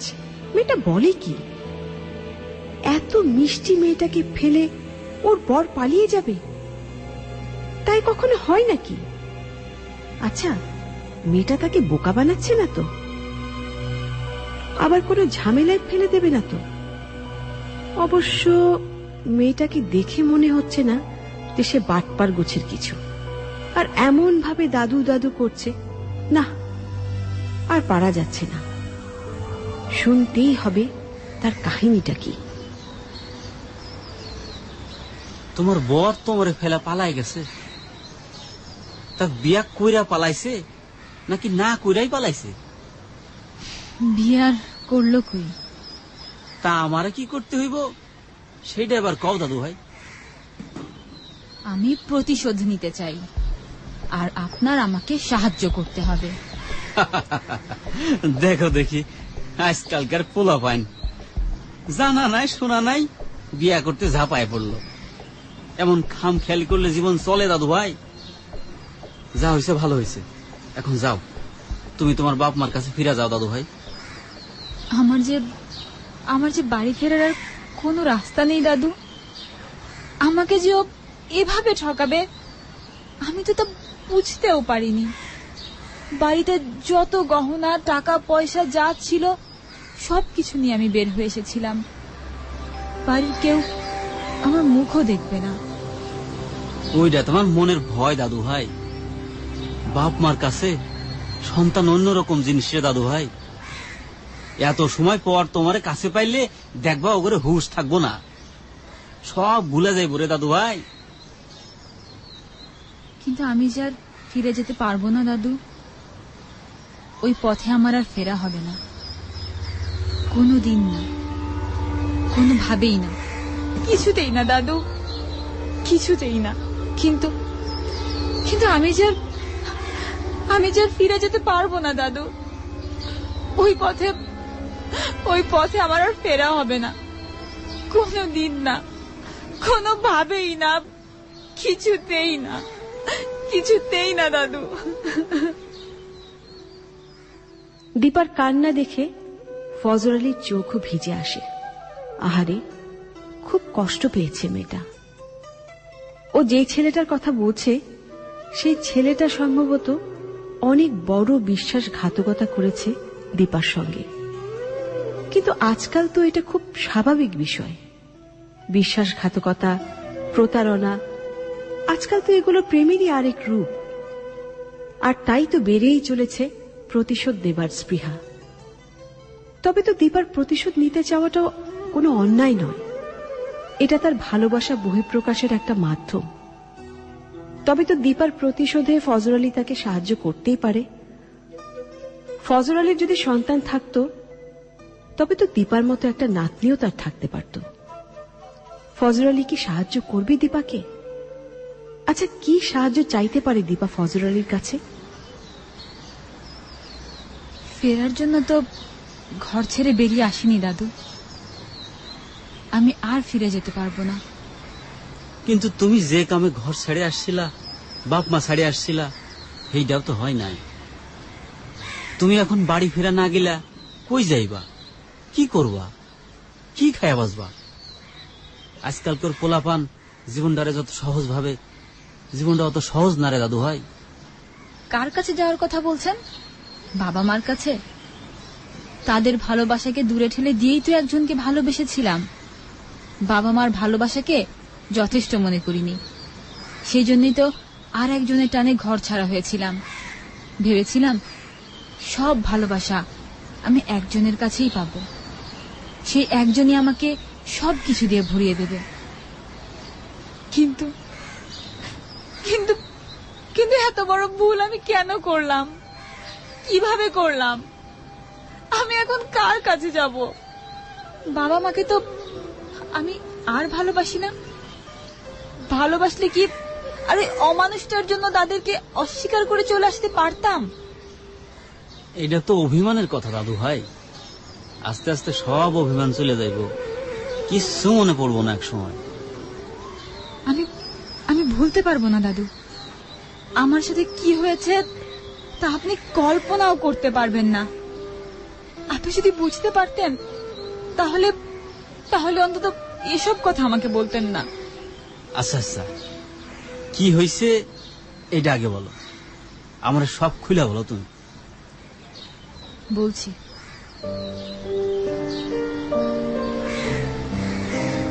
আমি যাকে ভালোবেসে সবকিছু ছেড়ে চলে এসেছিলাম তার নাম রিপন। ও ঢাকাতে একটা বেসরকারি ব্যাংকে চাকরি করে। তার সাথে আমার পরিচয় অনেক আগে। হঠাৎ একদিন একটা ভুল নম্বরে কল চলে যায়। তখনও ভার্সিটিতে পড়তো। প্রথম দিন কথা বলেই ওকে আমার খুব ভালো লেগে যায়। আমিও বুঝতে পারি যে ওরও আমাকে ভালোই লেগেছে। এভাবে এভাবে চলতে চলতে আমাদের সম্পর্ক গভীর হতে থাকে। আর এই 6 বছরে ওকে আমি অসম্ভব ভালোবেসে ফেলেছিলাম। 6 বছর? হ্যাঁ দাদু, 6 বছর। এর মধ্যে আমাদের দেখা হয়, সম্পর্ক আরো গভীর হতে থাকে। ও প্রায় আসতো আমাদের সিরাজগঞ্জে, ছুটি পেলেই চলে আসতো। একবার বাবার কাছে ধরা পড়ে যায়। আমার বাবা এই ফোনে হওয়া প্রেমে বিশ্বাসী না। আমাকে পরিষ্কার জানিয়ে দেয়া হলো ওকে ওর পরিবারের লোকজনদের নিয়ে বাড়িতে এসে কথা পাকাপাকি করে যেতে হবে, না হলে ওর সাথে আমাকে সম্পর্ক রাখতে দেবে না। তো হ্যাঁ, কি তোমাকে বাড়ি আসছিল? তখন আমাকে কত সুন্দর করে বোঝালো যে ওর পড়াশোনা শেষ না হলে ও যদি বাড়িতে বিয়ের কথা বলে তবে নাকি ওকে বাড়ি থেকে বের করে দেবে। ও চাকরি পেলে তবেই নাকি আমার কথা ওর বাসায় বলতে পারবে, তার আগে না। আমিও তাই মেনে নিলাম। আমার বাবা একথা শুনেই বলেছিল এই ছেলে ফ্রড, প্রতারক, এখনো সময় আছে, নিজেকে সামলাও। আমাকে একটা বাড়িতে আটকে ফেললো। সেই তখন থেকে বাবা মা আমার সব থেকে বড় শত্রু হয়ে গেল, আর রিপন সে হয়ে গেল আমার সবচেয়ে আপন। আমি তবুও লুকিয়ে লুকিয়ে ওর সাথে যোগাযোগ করতাম, ওর লুকিয়ে দিয়ে যাওয়া একটা ফোন থেকে। তারপর কি হইল দাদু ভাই? একদিন ও চাকরি পেল। সেদিন যে আমি কি খুশি হয়েছিলাম আপনাকে কি বলবো দাদু। আমাদের কষ্টের দিন শেষ হতে যাচ্ছিল, কিন্তু তারপর থেকে যতই ওকে বলি বিয়ের কথা ও ততই দূরে দূরে পালাতে থাকে, কেমন যেন বদলে যায় ও। আমার খুব কষ্ট হতে থাকে। একদিন ও আমাকে বলে ওর বাসা থেকে আমাদের সম্পর্কটা মেনে নেবে না, ওর মার নাকি আমাকে পছন্দ না। আমার বাবার কোটি কোটি টাকা নেই, আমি দেখতে ভালো না, আমার গায়ের রং দুধে আলতা না, তাই নাকি ওদের বাড়ির কারোরই আমাকে পছন্দ না। তোমারই পছন্দ না? এইটা কিরাম কথা কইছে সে? কি সুন্দর ফুটফুটে মাইয়া তুমি। তোমার বাবাই ঠিক কইছিল, হ্যাঁ আসলে 2 নম্বর লোক, তোমার থেকে ছাড়া পাওয়ানোর লেগা হ্যাঁ এসব কথা কইছে। তারপরও তুমি তার সাথে সম্পর্ক রাখলা? হ্যাঁ, আমি কোনোদিন ভাবিনি যে ও ছাড়া অন্য কারোর সাথে আমাকে জীবন কাটানো লাগবে। ওর সাথেও আমি কাউকে কল্পনা করতে পারতাম না। আর রিপনও আমাকে খুব ভালোবাসতো। আমরা ঠিক করেছিলাম আমরা পালিয়ে বিয়ে করব, কিন্তু আমি আবার বাসায় ধরা পড়ে যাই। ওদের ফ্যামিলির কথাবার্তা শুনে আমার বাবার মাথা গরম হয়ে যায়। বাবা একদিন ওদের বাড়িতে গিয়ে ওদের সবাইকে খুব অপমান করে আসে। বাড়ি ফিরে সেদিনই আমার বিয়ে ঠিক করে ফেলে। আমরা দুজন ঠিক করি আমরা আমার বিয়ের দিনই পালিয়ে গিয়ে বিয়ে করব। ও, তার মানে তুমি তোমার বিয়ার আসর থেকে পালায় আসছো, সেই জন্যই তোমার পরনে এই সাজ পোশাক। এতটুকুতেই অবাক হচ্ছেন দাদু? অবাক হওয়ার তো এখনো অনেক বাকি। আচ্ছা, দীপা এভাবে কথা বলছে কেন? কি ঘটেছিল ওর সাথে? ওর গল্পটা আর সব সাধারণ গল্পের মতো তো মনে হচ্ছে না। সেই একই প্রেমের ঘ্যান ঘ্যানানি, দুটি ছেলে মেয়ের অবুঝ মনের গল্প, যার শেষ সবারই জানা। হয়তোবা এমনও হতে পারত দুজন নিজেরাই তাদের সুতীব্র টানে একসাথে ঘর বেঁধে পরস্পর পরস্পরের একমাত্র সহায় হয়ে জীবন যাপনের সিদ্ধান্ত নেবে, যা এই গল্পে হয়নি বলেই ধারণা করা যাচ্ছে। অথবা একজন শিকার হবে অন্যজনের প্রতারণার বা বিশ্বাসঘাতকতার। কিন্তু তাতে করে কি এমন প্রতিশোধের উপায় খুঁজে বের করছে দীপা, যার জন্য তার একটা অচেনা অজানা মানুষের সাহায্য প্রয়োজন হয়ে পড়েছে? ফজর আলীর সাথে দীপার কি কোনো যোগসূত্র আছে? সে তো অন্য কারো সহযোগিতাও নিতে পারত, অথবা এই অবুঝ প্রেমের সামান্য ব্যর্থতার জন্য সে নিজেই রিপনকে শাস্তি দিতে পারত। কিন্তু কি প্রতিশোধ নিতে চায় দীপা? ফজর আলী বা তার জন্য কি করতে পারবে? ফজর আলী আর দীপা দুজনেই কিছুক্ষণ চুপ করে বসে থাকে, মাথা নিচু করে কি কি সব যেন ভাবতে থাকে। কিন্তু তার চোখ নিশ্চুপ থাকে না, তার চোখ দিয়ে অঝরে পানি ঝরতে থাকে। ফজর আলী মাঝে মাঝেই দীপার মুখের দিকে তাকাচ্ছে, আবার পরক্ষণেই চোখ সরিয়ে নিচ্ছে। দীপার ডুকরে ডুকরে কেঁদে ওঠা মুখটা ফজর আলী আর সহ্য করতে পারছে না। দীপার সাথে আর কি হয়েছে তা জানার প্রবল ইচ্ছায় আর থাকতে না পেরে বলে ওঠে ফজর Ali,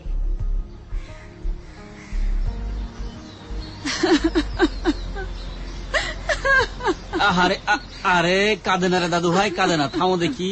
This track was downloaded from FusionBD.com. আরে আরে কাঁদলে কি আর সব উঠে আইবো? আরে দেখি তাও থামে না। আচ্ছা আচ্ছা, তোমার গল্পটাকে শেষ করবা তো নাকি?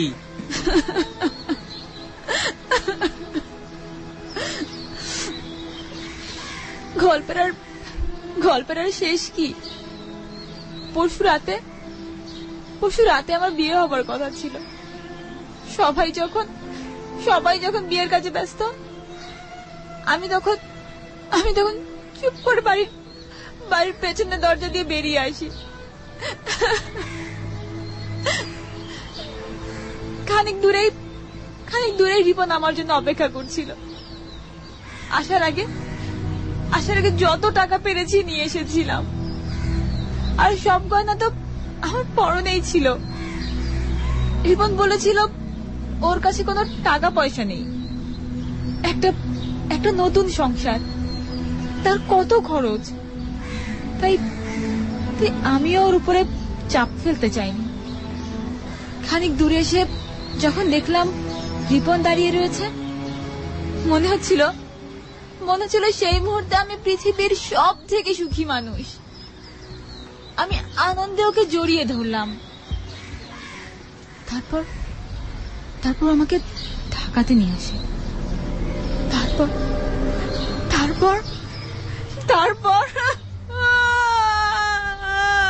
এই দাদু ভাই, থামো দেখি, থামো। আরে কাঁদে না। আরে কি হয়েছিল তারপর? ও আমাকে ঠকিয়েছে দাদু, ও আমাকে ঠকিয়েছে। ও আমাকে বিয়ে করেনি। দেখো দেখি, হারামজাদা সাহস কত! হ্যাঁ, বিয়ে করবি না তো মায়েরারে ভাগায় আনার কি দরকার ছিল? তোমারে ভাগায় আনলো কেন? বিয়ে করবো না তো ভাগায় আনলো কেন? কিছু কইছি তোমারে? কিন্তু ও প্রতিশোধ নিতে চেয়েছিল। আমার বাবা ওকে, ওর পরিবারকে অপমান করেছিল। সেই অপমানের প্রতিশোধ নেওয়ার জন্য আমাকে আর আমার বাবা মাকে অপমান করার জন্য ও এমন করেছিল। আরো তাতে সার্থক। আসলে তো ও কোনোদিন আর পরিবারের কারো কাছে আমার কথা বলেইনি। আমাকে মিথ্যা বলেছিল।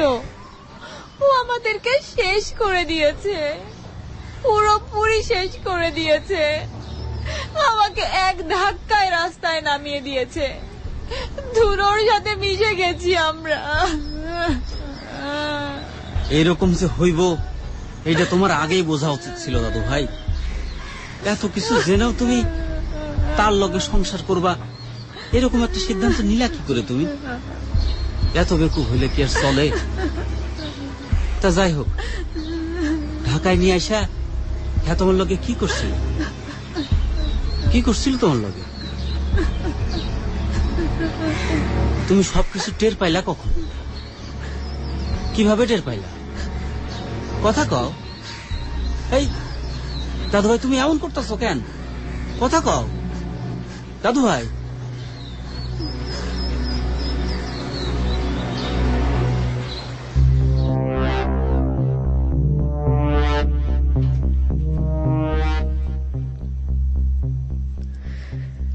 বন্ধুরা, শুনছিলেন আজকে কুয়াশার মূল কাহিনীর প্রথম অংশ। অদ্ভুত এক ঘটনা আজকে। আমরা এখনো রহস্যের জালে আটকে আছি, আমরা বুঝতে পারছি না কি হচ্ছে। আমরা এখানে দুটো চরিত্র দেখতে পাচ্ছি আজকের কাহিনীর, ফজর আলী এবং দীপা। ভোরবেলা ফজর আলী হাঁটতে বেরোন। তিনি কি করেন, কোন পেশায় আছেন এখন পর্যন্ত কিন্তু আমরা জানতে পারিনি, কিন্তু তিনি যে পেশায় আছেন সেই পেশাতে প্রায় মিষ্টি খাওয়ানো হয় এবং সে প্রচুর মিষ্টি খাওয়ার ফলে বা যে কারণে তার মিষ্টি খাওয়া নিষেধ, কারণ তার ডায়াবেটিস রয়েছে এবং ডায়াবেটিস থাকার ফলে সে সকালবেলা কিছুটা তার পয়সা বাঁচাতে, কিছুটা তার ডায়াবেটিসের কারণে তার হাঁটা উচিত, সে কারণে সে সকালবেলা ধানমন্ডি লেকের পাড়ে হাঁটে তার কর্মক্ষেত্র থেকে ফিরে আসে বা যাওয়ার পথে। সেটা আমরা শুনেছি শুরুর দিকে। সেখানে একটি মেয়ের ডাক শুনতে পাই যার নাম দীপা। আমি ছোট্ট করে বলছি, অনেকে লিখে পাঠিয়েছেন, প্রথমটা মিস করেছেন সে কারণে। সেই দীপা মেয়েটাকে যখন ডাকে তাকে দাদু দাদু বলে, সে পিছনে ফিরে তাকিয়ে দেখে একটি মেয়ে, তার পরনে বিয়ের পোশাক, গহনাগাটি সহ একেবারে পুরো বিয়ের পোশাকে। এত সকালবেলা সেই মেয়েটা কি করছে, স্বাভাবিক তার একটা কৌতূহল হয়। মেয়েটার সঙ্গে কথা বলে সে জানতে পারে সে মেয়েটি ঢাকায় এসেছিল তার ভালোবাসার মানুষের সঙ্গে বিয়ে করবে বলে, বাড়ি থেকে পালিয়ে এসেছে। কিন্তু শেষ পর্যন্ত আমরা দেখলাম তার ভালোবাসার মানুষই তার সঙ্গে প্রতারণা করেছে, তাকে বিয়ে করেনি। কিন্তু কি হয়েছিল তার সঙ্গে, সে কেন ওখানে এভাবে কাছে অঝোর ধারায়, তাকে বিয়ে করেনি, তাকে এভাবে ফেলে রেখে চলে গেছে, সে অত ভোরবেলা সেখানে কি করছে এবং কেন সে প্রতিশোধ নিতে চায়, এবং এত মানুষ থাকতে সেই বা কেন ফজর আলীর কাছে এসেছে সাহায্যের জন্য। আরো অনেক মানুষ ছিল, অন্য কারোর কাছে সে সাহায্য চাইতেই পারত। এবং শুরুতে আমরা একটা শব্দ পেয়েছি যেরকম কিছু একটা ভারী কিছু পড়াশোনা, সব মানুষ ধরো ধরো বলছে, কে কোথায় পড়ে গেছে বা কি হয়েছে সেটাও আমরা জানি না। তো আমরা সবকিছু জানবো ছোট্ট একটা বিরতি নিয়ে ফিরে এসে এর পরের পর্বে। তো আর দেরি করবো না, চলে যাব ছোট্ট একটা বিরতিতে, তারপরে সোজা চলে যাব পরের অংশ শুনতে, তারপরে আবার ফিরে এসে কথা বলছি। সঙ্গেই থাকবেন, আমাকে লিখে পাঠাবার ঠিকানা যে কোনো মোবাইল থেকে 2221 কুয়াশা চলছে এবিসি রেডিও FM 89.2 তে। সঙ্গে আছে আমি শারমিন।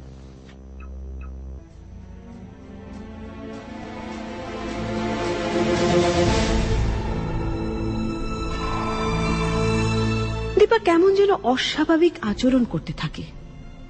ও সারা শরীর থরথর করে কাঁপতে থাকে, ছটফট করতে থাকে সে। ফজর আলী খুব ভয় পেয়ে যায়, আর এরই মধ্যে আশেপাশে লোকজনের চোখেও পড়তে শুরু করেছে বিষয়টা। এই কোন কেলেঙ্কারিতে জড়িয়ে পড়ল ফজর আলী, আর দীপাই বা কেন এমন করছে? ও শরীরের কাপড়গুলো থাকছে না ঠিক মতো। ফজর আলী খুব অস্বস্তিতে পড়ে যায়।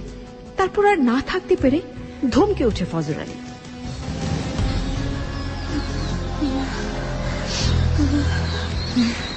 এই মাইয়া, তুমি এমন করতেছো কেন? তুমি তো দেখি আমার বিপদে ফেলাই দিবা। তুমি তুমি ঠিক করে কইবা, তুমি কি চাও, নইলে কিন্তু আমি চলে যাবো কয়ে দিলাম। না না, আপনি যাবেন না, আপনি আমাকে সাহায্য না করে আপনি যাবেন না, যেতে পারবেন না, যাবেন না। দেখো, আর একটাও বাড়তি কথা না কইয়া আমার কি করতে হইব সেইটা কও তুমি। রিপনকে মেরে ফেলতে হবে।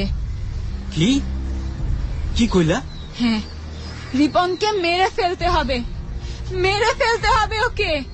কি কইতাছো তুমি? তোমার মাথা ঠিক আছে তো? তুমি কি কইতাছো, বুঝা কইতাছো? হ্যাঁ, আমি বুঝেই বলছি।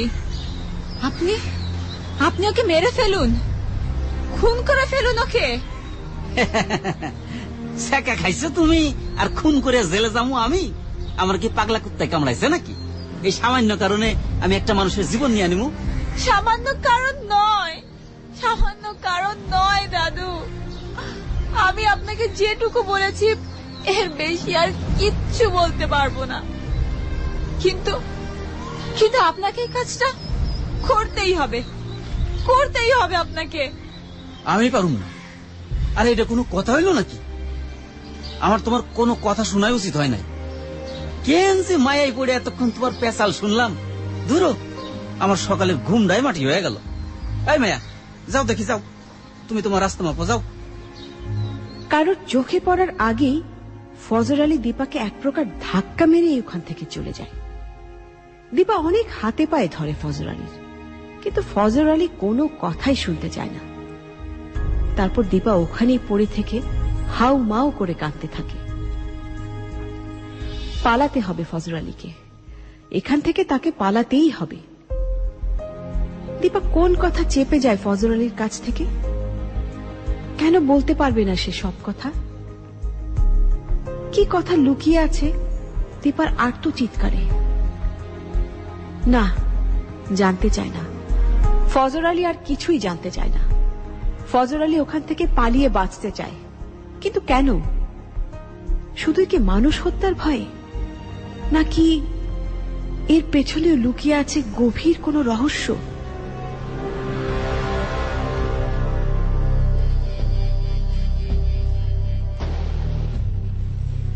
বাড়ি ফিরেও ফজর আলী স্থির হতে পারে না। সারাক্ষণ মনের মধ্যে দীপার কান্নার আওয়াজ ভেসে বেড়াচ্ছে। অদ্ভুত এক অনুশোচনায় বিক্ষিপ্ত হয়ে আছে তার মন। না ঘুমাতে পারল, না খেতে পারল। কেউ কথা বলতে আসলে তার সাথে দুর্ব্যবহার করছে। সকাল পেরিয়ে দুপুর গড়িয়ে বিকেল হল, তবু কিছুতেই স্থির হতে পারছে না সে। ফজর আলীর মনে এই অনুশোচনা কিসের? এই অনুশোচনার সাথে ফজর আলীর আদৌ কি কোনো সম্পর্ক আছে? তিক্ত বিক্ষিপ্ত মন নিয়ে বিকেলে ডিউটিতে গেল ফজর আলী। কয়েকটা বডি পড়ে আছে, ডাক্তার আসলে কাজ শুরু হবে। এই মন নিয়ে কি কাজ হয়? ফজর আলীর মনে হচ্ছে ছুটে বেরিয়ে যেতে, কিন্তু কোথায় যাবে সে? কোথায় গেলে মুক্তি পাবে এই অনুশোচনা থেকে? এই জীবনে মুক্তি হবে কি তার? ইলিয়াস, আজ কটা বডি আছে রে? বেশি না, 4টা। তা তো কমই আছে। ওই কখন আইছে রে? আর কেসটা কি? আইছে তো হেই ভোরবেলা, আপনি যাওয়ানের খানিক বাদী। 2টা মার্ডার, একটা পানিতে ডুবে মরছে, আর একটা সুইসাইড। সুইসাইড? সুইসাইড না রে বেটা, এতদিনে কথাও ঠিক করে কইতে শিখলি না। বল সুইসাইড। ওই হইল চাচা, সুইসাইড সুইসাইড। সব বেটা, তুই আর মানুষ হইবি না কোনোদিন। ওই ডাক্তার আইবে কখন? ইন্টার্ন ডাক্তারদের মিছিল চলতেছে, 10টার আগে তো আইতে পারবো বলে মনে হয় না। আরে ধ্যাত্তেরি, ভাবলাম চট জলদি কাম শেষ করে বাসায় যাবো, তার হইল না। কেন চাচা, আপনার শরীরটা কি ভালো না? না মানে ওই আর কি। বয়স তো আর আপনার কম হইল না। 2 দিনের ছোকরা আমার লগে মস্করি করস তুই? কানের উপরে একখান দিমু, যা নিজের কাজ কর গিয়ে যা। ফজর আলী সবার সাথে এরকম খিটখিট করতে থাকে, কিন্তু কাজের চাপেই হোক বা মানুষের কথার ভিড়ে। ফজর আলী আজ সকালের বাজে অভিজ্ঞতার কথাটা অনেকটাই ভুলে যায়। প্রায় 10:30টার দিকে ডাক্তার আসে। ফজর আলীকে নেমে পড়তে হয় কাজে। ফজর আলীর কাজটা কি সেটা গল্পের এই পর্যায়ে বলা যেতে পারে। ফজর আলী একজন ডোম, লাশ কাটা ঘরে লাশ কাটাই তার কাজ।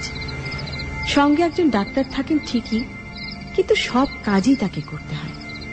ডাক্তার শুধু দেখে পরীক্ষা নিরীক্ষা করে রিপোর্ট লিখে দেয়, এদেশের যে নিয়ম আর কি।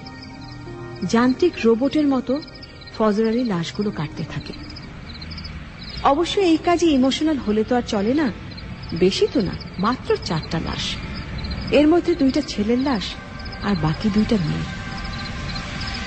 ছেলে দুটোর লাশ কাটা হয়ে গেছে, সাধারণ মার্ডার, গুলি করে হত্যা। একটা মেয়েরও রিপোর্ট শেষ, অল্প বয়সী মেয়ে, পরীক্ষায় ফেল করে বিষ খেয়ে সুইসাইড। আর আরেকটা লাশ কেটে ফেললেই ফজর আলীর কাজ শেষ। যত রাতই হোক, আছে বাড়ি ফিরবেই। কতদিন হয়ে গেল রাতের ঘুমের স্বাদ পায়নি ফজর আলী। ফজর আলী শেষ লাশটা কাটতে থাকে। নদীতে পাওয়া গেছে এই লাশটা, সম্ভবত এটাও মার্ডার কেস। ডাক্তার বডির মুখ হাত পা নেড়ে পরীক্ষা করতে থাকে, আর ফজর আলী টুকরো টুকরো করছে মেয়েটার শরীর। একে একে বের করে আনছে ফুসফুস, কিডনি, লিভার। ডাক্তারদের মতো অত আয়েশ করে নেড়ে ঘেটে দেখার ধৈর্য তার নেই। কিন্তু ডাক্তার হঠাৎ এত উত্তেজিত হয়ে পড়ল কেন? আরে এটা তো রেপ কেস বলে মনে হচ্ছে, দেখি তো। ফজর আলীর মেজাজটাই চলে যায়। এবারে বডিটার পেছনে প্রচুর সময় বের করবে এসব ডাক্তার। এসব রেপ কেস পেলেই যেন ডাক্তারদের আগ্রহ আরো বেড়ে যায়। ডাক্তারেরা কি যে মজা পায় হেরাই জানে। একটা মরা সেরা বেড়া লাশ নিয়ে এত কুইটা কুইটা দাহনের কি আছে? যত সব নোংরামি। ফজর আলী ভীষণ বিরক্ত বোধ করে। কিছু বলাও যায় না, আবার সহ্য করা যায় না এমন অবস্থা। লাশটার দিকে তাকাতেও তার যেন কেমন লাগছে। এই প্রথম জীবনে, প্রথম এই লাশ কাটা ঘরে তার গা গুলোচ্ছে। কখন যে বের হতে পারবে সে এখান থেকে। হঠাৎ করে চোখ পড়ে যায় মেয়েটার দিকে। মেয়েটার শরীরটা তো এতক্ষণ তার সামনেই পড়েছিল। চোখ পড়ল মেয়েটার মুখে, আটকে ওঠে ফজর আলী। এ কি? এ তো দীপা। সকালে সেই মেয়েটা থরথর করে কাঁপতে থাকে ফজর আলী। এটা এটা কিভাবে সম্ভব? সকালের কৌতূহলগুলো আবার ফজর আলীকে ঘিরে ধরতে থাকে। কি এমন হয়েছিল ওর যে ওকে মেরে ফেলা হলো? কে মারলো ওকে? রিপন ও সেই প্রতারক প্রেমিক? নিস্তব্ধ নিথর দাঁড়িয়ে থাকে ফজর আলী। ডাক্তার রিপোর্ট তৈরি করতে থাকে। ফজর আলী আর পারছিল না দাঁড়িয়ে থাকতে, ছুটে বেরিয়ে যায় লাশ কাটা ঘর থেকে। তারপর জোরে জোরে নিঃশ্বাস পড়তে থাকে তার। কি গো ফজল চাচা, এত হাঁপাইতেছেন কেন? শরীর কি বেশি খারাপ লাগতেছে? ওই ওই লাশটা কখন আছে এখানে? কোন লাশটা? আহা, নদীতে পাওয়া গেছে ওই লাশটা। ও ওইটা তো এসে ভোর বেলায় আপনি যাওয়ানোর পরপরই। কেন, কি হয়েছে? এ কিভাবে সম্ভব? এটা কেমনে সম্ভব? কেমনে? কেন চাচা, কি হয়েছে? কিছু না। আচ্ছা, পুলিশ আইছিল? হ্যাঁ আইছিল তো, পুলিশই তো বডি দিয়া গেল। কোথায় পাওয়া গেছে লাশটা? ওরা কিছু বলছে? যমুনা নদীতে ঝাঁপাইয়া বসছিল নাকি? নিজে ঝাঁপ দিছে নাকি কেউ ফেলাই দিছে? এইসব যাই না, আপনি কি করবেন? এত ফ্যাস করতেছস কেন? যা কইতাছি ঠিকঠাক উত্তর দে। ওই আশেপাশের মানুষ নাকি দেখছে, হ্যাঁ নিজেই নাকি ঝাঁপ দিছে। এটা কি করে হয়? কিছুই তো মিলাতে পারতেছি না। তাইলে আমার লোকে কথা কইল কে? আমার লোকে কথা কইল? কি হয়েছে চাচা মিয়া, আপনি এমন করতেছেন কেন? আরে ওই তো ডাক্তার সাহেব আয়া পড়ছে। স্যার, রিপোর্ট হয়ে গেছে? হ্যাঁ, 2টা মার্ডার, একটা সুইসাইড আর একটা রেপ কেস। স্যার, রেপ কেসটা? হ্যাঁ, ওটা মেবি গণধর্ষণ। আমার কাছে তো আমি করে দিয়েছি, বাকিটা এখন পুলিশ দেখবে।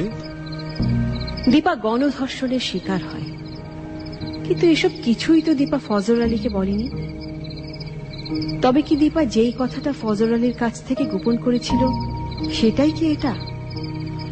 আর দীপার সাথে যখন তার দেখা হয় তখন তো সে মৃত। তবে কার সাথে কথা হয়েছিল ফজর আলী? নাকি সে ভুল দেখছে? সারাদিন দীপার কথা ভাবতে ভাবতে লাশটাকে দেখো তার চিনতে ভুল হয়েছে। হয়তো তাই হবে, কিন্তু তার এই ভুলটা ভাঙাতে হবে। তাকে এক্ষুনি ফিরে যেতে হবে সেই লাশ কাটা ঘরে। ফজর আলী ছুটে যায় লাশ কাটা ঘরে। ঘরের 4টা টেবিলে 4টা লাশ রাখা। সব শেষ লাশটার দিকে ধীর পায়ে এগিয়ে যায় ফজর আলী। সাদা কাপড়ে ঢাকা রয়েছে লাশটা। ফজর আলী এগোতে থাকে আর মনে প্রাণে খোদাকে ডাকতে থাকে। তার ধারণা যেন ভুল হয়, এই লাশটা যেন দীপার লাশ না হয়। কিন্তু ফজর আলীর মাথা ঘুরছে কেন? চোখের সামনে সবকিছু এরকম ঝাপসা হয়ে যাচ্ছে কেন? অস্পষ্ট কিসব যেন ঘুরে বেড়াচ্ছে চোখের সামনে দিয়ে। এসব কি হচ্ছে? এরা কারা? ফজর আলীর পুরো দুনিয়াটা বন বন করে ঘুরতে থাকে।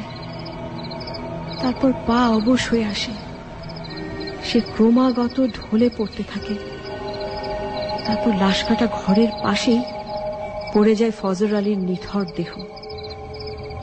আর তার চোখের সামনেই যেন ঘটে যেতে থাকে মর্মান্তিক এক দৃশ্য।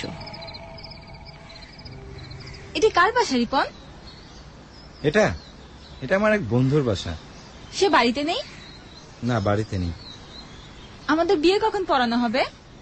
এই তো আমার বন্ধু কাজী রাখতে গেছে, কাজী আসলেই আমরা বিয়ে করে নেব। এই বাড়িটার কে কে থাকে? আমার 4 বন্ধু থাকে। ওরা সবাই মিলে আমাদের বিয়ের আয়োজন করতে গেছে, এখনই চলে আসবে। আমরা বিয়ের পরে কোথায় থাকবো? আপাতত এখানেই থাকবো। এখানে থাকবো এতগুলো ছেলের সাথে? তাছাড়া যে আর কোনো উপায় নেই জান। এখন থেকে, এই মুহূর্ত থেকে নিজেকে প্রস্তুত করো। সামনে অনেক কিছু সহ্য করতে হবে, অনেক কিছু মেনে নিতে হবে। স্ট্রাগল তো শুরু মাত্র। হ্যাঁ, আমাদের দুজনকেই অনেক কষ্ট করতে হবে। তবে আমার মনে হয় আমাদের বেশি দিন কষ্ট করতে হবে না। আমরা খুব তাড়াতাড়ি সুখের মুখ দেখব। আর দেখো, একদিন আমাদের বাবা মা ঠিক আমাদের মেনে নেবে। দুজনকে কষ্ট করতে হবে না দীপা, একজনের কষ্টই যথেষ্ট। আমি যে কোনো কষ্ট করতে পারবো না। আচ্ছা বাবা, ঠিক আছে, আমি তোমাকে কষ্ট করতে দেব না। তোমার ভাগের সব কষ্ট আমার। আমার ভাগে যে আর কোনো কষ্ট নেই। আমার ভাগের কষ্ট তো আমি করেই ফেলেছি। তোমার বাবা আমাকে সেই কষ্ট দিয়েছে। তুমি এখনো ভুলতে পারোনি না? ওসব ভুলে যাও না প্লিজ। আমরা তো ওসব ভুলেই নতুন করে জীবন শুরু করতে চেয়েছি। আর এসব মনে রাখলে আমরা তো কোনোদিনও শান্তি পাবো না। আমরা দুজনেই নতুন জীবন শুরু করব, কিন্তু একসাথে নয়, আলাদা আলাদা। মানে আমার জীবনে তোমার কোনো স্থান নেই। তোমার বাবা যা করেছে আমার সাথে তা আমি কোনোদিনও ভুলতে পারবো না। এসব এসব তুমি কি বলছো রিপন? ঠিক বলছি। খুব বিয়ের স্বাদ জেগেছিল না? আজকালকার মেয়ে হয়ে তোমার চিন্তা ভাবনা এত ব্যাকডেটেড। আর তোমার মতো মেয়েকে বিয়ে করব আমি? কোনোদিনও না। দীপা, তুমি মনে হয় এতদিনও আমাকে বোঝোনি। আরে বোকা মেয়ে, তোমাকে বিয়ে করার কোনো উদ্দেশ্যই আমার ছিল না। তোমার সাথে সময় কাটাতে আমার ভালো লাগতো, তাই সময় কাটিয়েছি, ব্যাস। আর তোমার মতো কত মেয়ের সাথেই তো আমার এরকম সম্পর্ক ছিল, কিন্তু তাদের কেউই তোমার মতো বোকা না। তুমি খুব বেশি বোকামি করে ফেলেছো। এখন এর মাসুল তোমাকে দিতেই হবে। আমি আমি আমি বিশ্বাস করতে পারছি না। তুমি তুমি এসব কথা বলছো? এসব কথা তুমি বলতে পারছো? বিয়ে যখন করবেই না, তবে আমাকে এখানে নিয়ে এলে কেন? বলো, কেন নিয়ে এলে এখানে? উত্তর দাও। তোমার বিয়ের স্বাদ মেটাতে খুব শখ হয়েছিল। হ্যাঁ, দাঁড়াও। আয় আয়, তোরা ভিতরে আয়। না না, তুমি আমার সাথে এমন করতে পারো না। আমাকে যেতে দাও প্লিজ, প্লিজ আমাকে যেতে দাও। আমি আর কোনোদিন তোমার সাথে যোগাযোগ করব না। প্লিজ রিপন, প্লিজ আমার এত বড় ক্ষতি তুমি করো না। আমাকে বাঁচাও কেউ, প্লিজ আমাকে বাঁচাও, বাঁচাও। যতই চিৎকার করো না কেন, এখানে তোমাকে কেউ বাঁচাতে আসবে না, কেউ না। দোস্তরা চলো শুরু করি।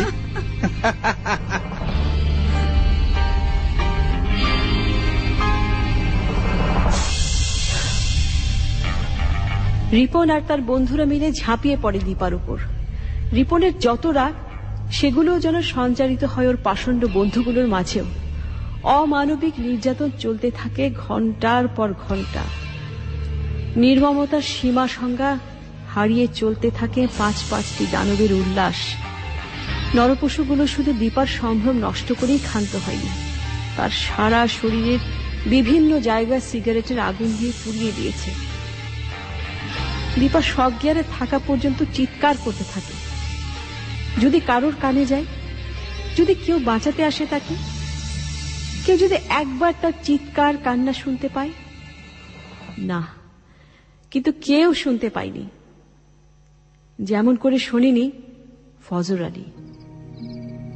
ফজর আলীও পালিয়ে বাঁচতে চেয়েছিল, কিন্তু ফজর আলীর অচেতন মস্তিষ্কের মধ্যে দীপার চিৎকারের তীব্রতা কমে গিয়ে বাড়তে থাকে আরেকটি চিৎকার, অন্য একটি কণ্ঠস্বর, যে কণ্ঠস্বর এত বছরে ভুলে গিয়েছিল ফজর আলী।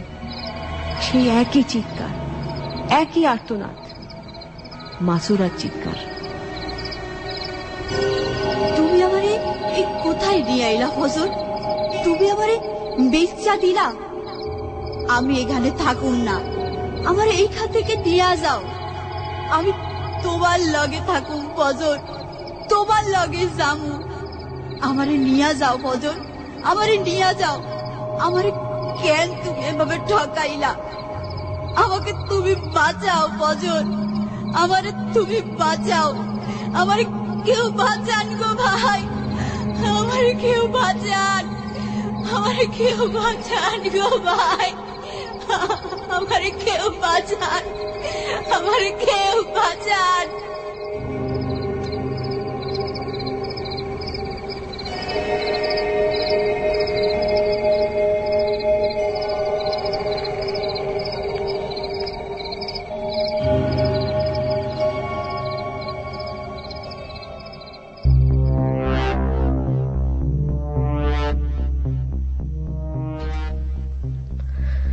আমরা শুনছি একটি করুণ মেয়ের কাহিনী যার নাম দীপা, এবং এখানে রয়েছে আরো একটি চরিত্র ফজর আলী এবং একটি পাষণ্ড রিপন যার নাম,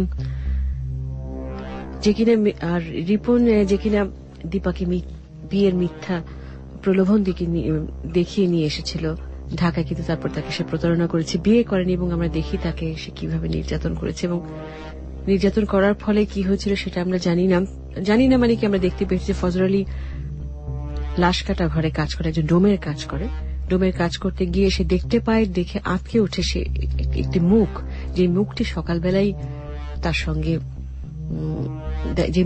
তার সকালবেলা দেখা হয়েছিল লেকের পারে, যে তাকে দাদু বলে সম্বোধন করেছিলেন, এবং সে খুব অবাক হয়ে গেছে যে তার মৃত্যুর সময় শুনে তার সঙ্গে যখন দেখা হয়েছিল ফজর আলী তার আগেই তার মৃত্যু ঘটেছিল।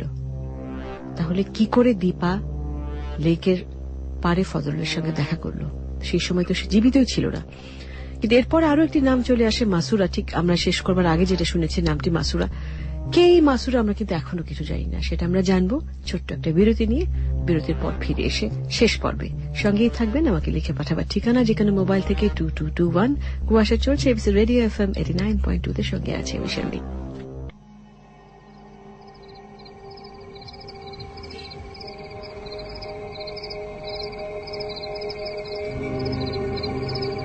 ফজর আলীর যৌবনে সে তার গ্রামের মাসুরাকে প্রেমের ফাঁদে ফেলে শহরে এসে বিক্রি করে দেয়। এরকম সে অনেক মেয়ের সাথেই করেছে। জীবনের শুরুতে তার পেশাই ছিল তাই। তবে মাসুরা ফজরকে সত্যিই ভালোবেসেছিল। সে ছিল অন্যদের থেকে আলাদা। অর্থের লোভে অন্য সবাই এই পেশাকে মেনে নেয়, কিন্তু মাসুরা ফজরকে ছাড়তে চায়নি। না খেয়ে হলেও সে ফজরের সাথে থাকতে চেয়েছিল। ফজর সেটা বুঝতেও পেরেছিল, কিন্তু অর্থের লোভ সে অনুভূতির কাছে নতি স্বীকার করেনি। মাসুরাও মেনে নিতে পারেনি এই জীবন। বেশ কিছুদিন ওই নোংরা পেশার সাথে মানিয়ে নিয়ে একটু ফাঁক পেতেই ঝাঁপ দেয় নদীতে। দীপাও ঝাঁপ দিয়েছিল নদীতে। অচেতন দীপাকে ওই পাষণ্ডগুলো দূরে রাস্তার পাশে ফেলে দিয়ে আসে। তারপর জ্ঞান ফিরলে দীপা ঝাঁপ দেয় নদীতে। নদী থেকে ভেসে আসে দীপার চিৎকার, ভেসে আসে মাসুরার চিৎকার। আমার এইখান থেকে নিয়ে যাও ফজর, ফজর, আমি এইখানে থাকুম না, ফজর, ফজর, আমার এইখান থেকে নিয়ে যাও, আমারে নিয়ে যাও, আমারে নিয়ে যাও, আমি এইখানে থাকুম না, ফজর, ফজর, ফজর।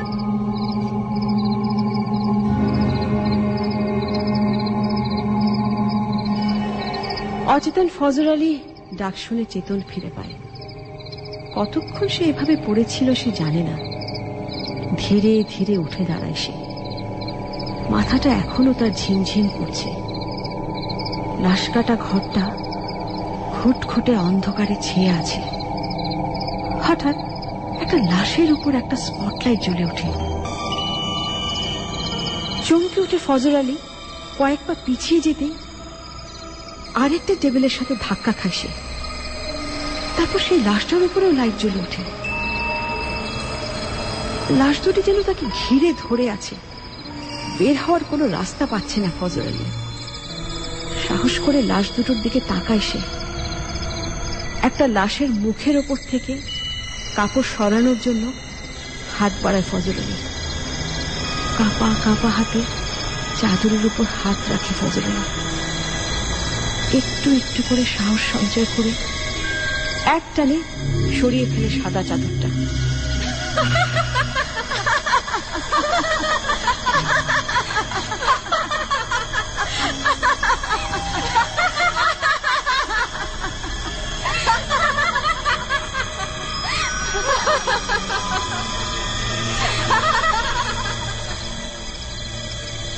ফজর আলী দেখে দীপার ক্ষত বিক্ষত মুখ, প্রায় বের হয়ে আসা বড় বড় চোখগুলো যেন তাকেই দেখছে। ছিন্ন ভিন্ন ঠোঁট দুটিতে নিষ্ঠুর এক অমানবিক হাসি। কি দাদু, আমাকে সাহায্য করবেন না? আমার খুনিকে শাস্তি দেবেন না? কি দাদু, আমাকে সাহায্য করবেন না? আমার খুনিকে শাস্তি দেবেন না? দাদু, দাদু, দাদু, ও দাদু, আসবেন না আমাকে সাহায্য করতে? দাদু, দাদু। তারপর পাশের টেবিলের লাশটার উপর থেকেও চাদরটা সরে যায়। ফজর আলী দেখতে পায় মাসুরার মুখ। এবার ফজর আলী চিৎকার করে ওঠে, না না না না না না না না, এ হতে পারে না, না না না না না না। কাকে শাস্তি দেবে না। তুমি? শাস্তি তো তোমাকে পেতে হবে, তোমাকে পেতে হবে শাস্তি, তোমাকে, তোমাকে শাস্তি দেব আমরা। হ্যাঁ, তোমাকেই দিব শাস্তি, আমরা তোমাকে শাস্তি দিব, তোমাকে, তোমাকেই দিব শাস্তি। তোমরা সবাই শাস্তি পাবে, সবাই। তোমাদেরকে আমরাই শাস্তি দেব, আমরা দেব শাস্তি। দাদু, তুমি তৈরি তো? দাদু ভাই, তৈরি তুমি?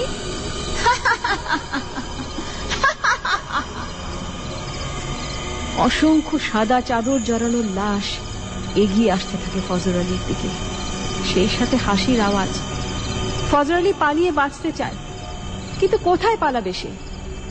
এটা যে লাশ কাটা ঘর, এখান থেকে বের হওয়ার যে আর কোনো রাস্তা নেই।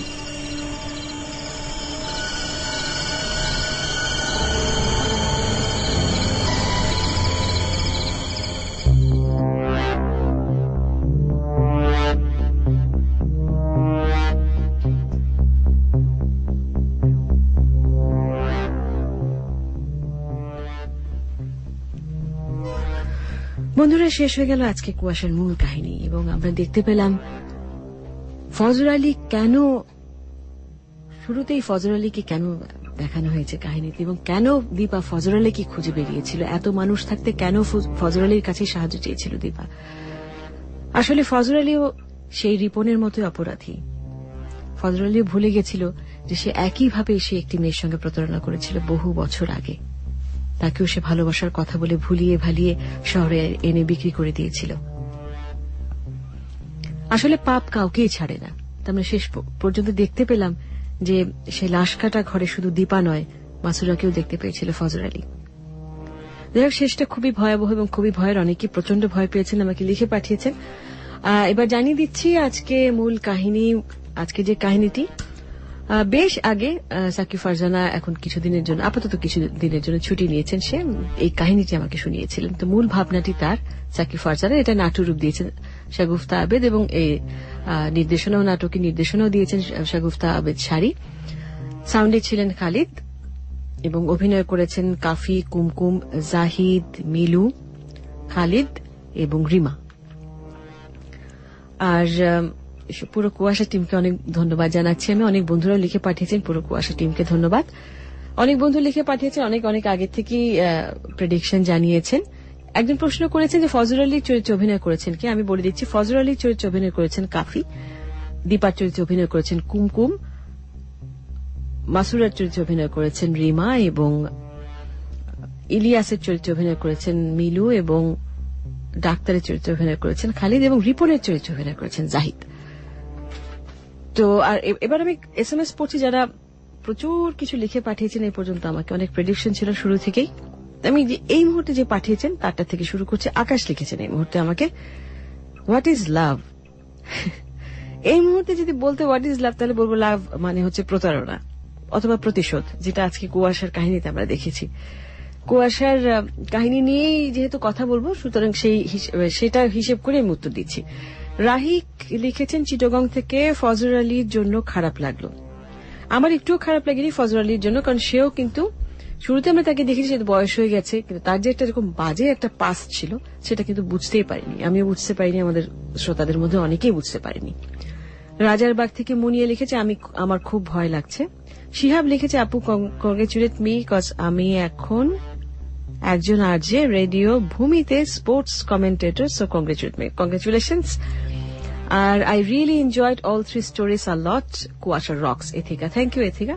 রামিসা লিখেছে গল্পটা খুব সুন্দর, ধন্যবাদ। কৃষ্ণা লিখেছে গাজীপুর থেকে, শারমিন আপু I love Kuasha very much, my mother is very ill, please pray to God for her. আমি অবশ্যই দোয়া করছি তোমার মা খুব তাড়াতাড়ি সুস্থ হয়ে যাবে।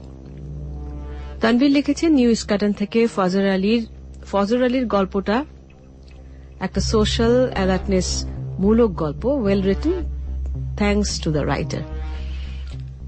আর আমজাদ লিখেছেন আপু ক্লাস 10-এ পড়লে কি আর যে হওয়া সম্ভব? না, ক্লাস 10-এ পড়লে স্টুডেন্ট ছাড়া কিছু হওয়া সম্ভব না। এখন তোমাকে পড়াশোনা করতে হবে, এই সমস্ত বাদ বাকি যেসব আছে সেগুলো সব পরে চিন্তা ভাবনা করতে হবে, লেখাপড়া শেষ করো তারপর। আর দেলবার লিখেছেন মিরপুর থেকে, মেয়েটির নাম কি আসলেই দীপা? তাই তো শুনছিলাম, মেয়েটির নাম আসলেই দীপা। কুয়াশা এটাকে লিখেছে অদীপ্ত লিখেছে আজকের স্টোরিটা একটু ভয় ছিল না, অনেকই ভয় ছিল, প্রথম দিক থেকে খুব রহস্য ছিল, শেষটা ভয় ছিল। আর তুহিন চাকমা লিখেছেন ফ্রিপোর্ট চিটাগং থেকে, শারমিন আপু গল্পটা শুনে কষ্ট লাগলো, ভয়ও লাগলো। I really enjoyed all 3 stories. আচ্ছা, একই SMS বারবার পাঠালে খুব অসুবিধা হয়, এটা সবাইকে মানা করছি। একবার পাঠালে কিন্তু আমি কিন্তু পড়ে দিই, সুতরাং একটু অপেক্ষা করে আরেকবার পাঠানো ভালো। অন্তরা লিখেছে মিরপুর থেকে, আপু মেয়ের গলার হাসি শুনে আলিফ লাইলার কথা মনে হচ্ছে, কিন্তু ভয় পাচ্ছি। সীমা লিখেছে আপু গল্পটা রহস্যময়, মর্মান্তিক, একই সাথে ভয়ানক। সুজল লিখেছে, এটা কোথা থেকে লিখেছে আমি পড়তে পারি, আচ্ছা পটিয়া চিটাগং থেকে লিখেছে, হাই অল কুয়াশাস ফ্যান্স। আচ্ছা, কুয়াশা সব ফ্যানকে হাই জানিয়েছো, ইটস আ গ্রেট স্টোরি, খুব ভয় পাচ্ছি। মিঠু লিখেছে নারায়ণগঞ্জ থেকে, শারমিন আপু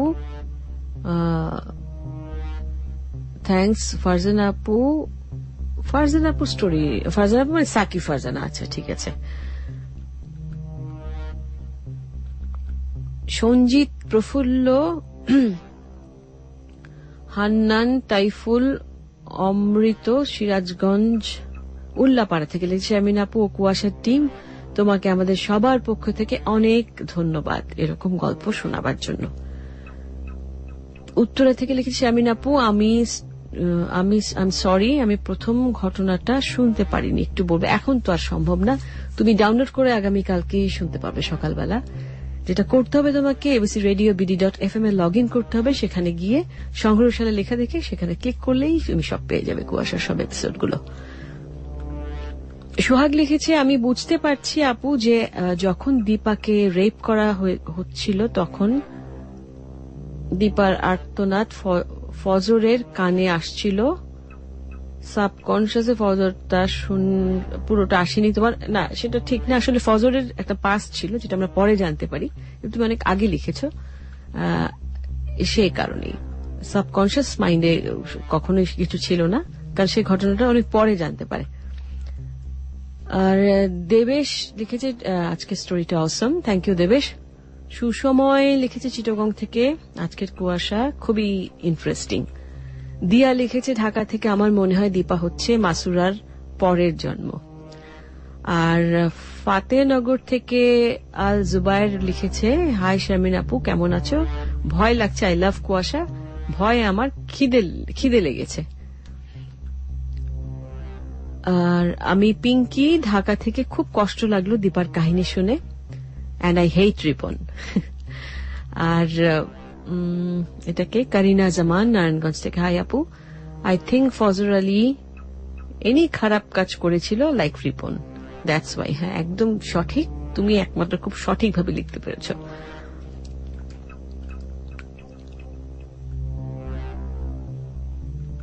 একই প্রশ্ন, মেয়েটির নাম কি? আসলে দীপা। হ্যাঁ আসলেই তো, নকলের নাম কি করে হবে? সাজ্জাদ ঢাকা থেকে লিখেছে অসম লাগছে। জিল্লু লিখেছে শামিন আপু জোস হচ্ছে, থ্যাঙ্কস ফর ইয়োর প্রোগ্রাম। মানুষ কি এরকম খারাপ হতে পারে? আলম লিখেছে মিরপুর 7 থেকে। মানুষই খারাপ হয় আসলে, জানো, মানুষ অনেক নিষ্ঠুর হতে পারে। নিপা লিখেছে মাসুরা ছিল ফজর আলীর গার্লফ্রেন্ড, সে দীপার মতো গণধর্ষণের শিকার হয়েছিল। নট এক্স্যাক্টলি ঠিক গণধর্ষণ না, তবে সেরকমই, কারণ তাকে বিক্রি করে দেওয়া হয়েছিল, সেক্ষেত্রে সে অনেক নির্যাতিত হয়েছিল, যে কারণে সে ফজর আলীকে অনেক, আমরা দেখেছি ফজর আলীকে সে রিকোয়েস্ট করে তার কাছে ফিরে যেতে চায়, কিন্তু ফজর আলী তাকে ফিরিয়ে নেয়নি। জয় লিখেছে বুড়িমার গল্পটার তারিখ কি বলতে পারবেন শামিন আপু? আমার একেবারে মনে নেই, তুমি একটু কষ্ট করে ABC Radio BD.FM A log in করে সেখানে আমাদের সংগ্রহশালা আছে, সেখানে সবগুলো এপিসোড দেওয়া আছে, সেখান থেকে চেক করলে তুমি পেয়ে যাবে। একটু কষ্ট করতে হবে তোমাকে। ইউটিউবে তুমি সার্চ করে দেখতে পারো, সেখানেও আছে। আর ফেরদৌস লিখেছে আপু ফজর আলীর ক্যারেক্টারে কে অভিনয় করেছে? আবার বলছে কাফি অভিনয় করেছে ফজর আলীর চরিত্রে। চন্দন ভালুকা থেকে লিখেছে আজকের এই গল্প থেকে অনেক কিছু শেখার আছে এই যুগের মেয়েদের। Thanks for thanks ABC radio. Okay. Sanjit Shobha Prafulla, এটা বোধহয় আমি একবার পড়েছি, ধন্যবাদ জানিয়েছি কুয়াশা টিমকে। জয় লিখেছে, আচ্ছা জয় আবারও একই প্রশ্ন লিখেছো। I really enjoyed all 3 stories a lot, Kuasha rocks. এ থেকে আমি একই SMS বারবার পড়ছি, কারণ একই জন ঘুরে ফিরে একই কথা লিখে পাঠিয়েছ। আরাফাত লিখেছে লালমাটি থেকে সালাম জানিয়েছেন, কুশল জানতে চেয়েছে। আমি ভালো আছি। উত্তর কাঁচা বাজার থেকে শাকিল লিখেছে হাই জানিয়েছো আমাকে, হাই বলেছো আর লিখেছো কেমন আছি জানতে চেয়েছো। আমি ভালো আছি, গল্প ভালো লাগছে, আবার কষ্টও লাগছে। ওকে, একদম শেষে চলে যাই, দেখি আবার কি এসছে। আচ্ছা, আজিজ লিখেছে শামিন আপু তুমি কেমন আছো? কুয়াশায় অ্যাক্টিং করতে কত বয়স লাগে? ডিপেন্ড করে ক্যারেক্টারের উপর, কোনো বয়স লাগে না। সাধারণত আমাদের ইন হাউস, মানে আমাদের এবিসিতে যারা কাজ করে তারা এখানে অভিনয় করে।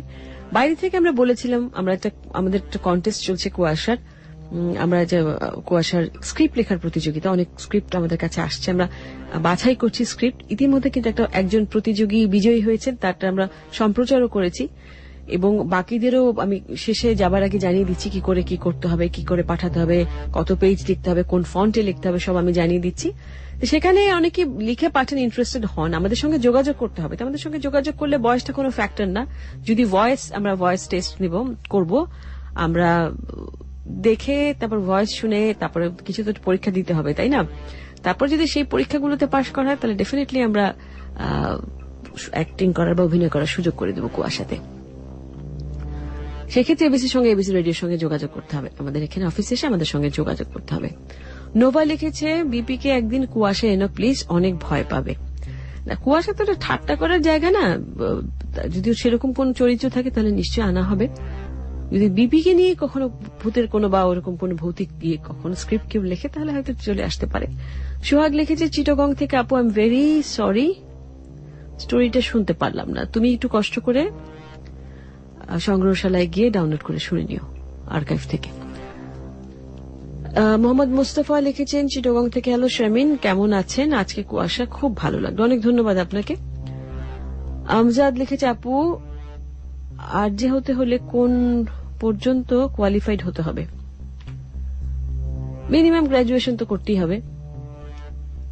হাই শারমিন আপু, হাউ আর ইউ? আমি খুরশিদ চিটাগং থেকে বলছি। আজকের স্টোরিটা খুব ভয়ানক, আমি এমন স্টোরি শুনতে লাইক করি। আমি নিবিড় মানুষ সবচেয়ে হিংস্র প্রাণী, কারণ মানুষকে মেরে ফেলে। নিবিড় মানুষকে মেটিক বুঝলাম না। অনুপম লিখেছে ফজর অ্যান্ড রিপন প্রেমিক নামে কলঙ্ক, আই হেট ফজর অ্যান্ড রিপন। Me two. আচ্ছা, ফারিয়া লিখেছে ক্লাস 8 এ পড়ে আজিমপুরে থাকে, big lover, how are you, I hate Fazar Ali. আলীর মতো মানুষ যারা এরকম করে তাদেরকে আজ ভালো হয়ে যেতে বলো।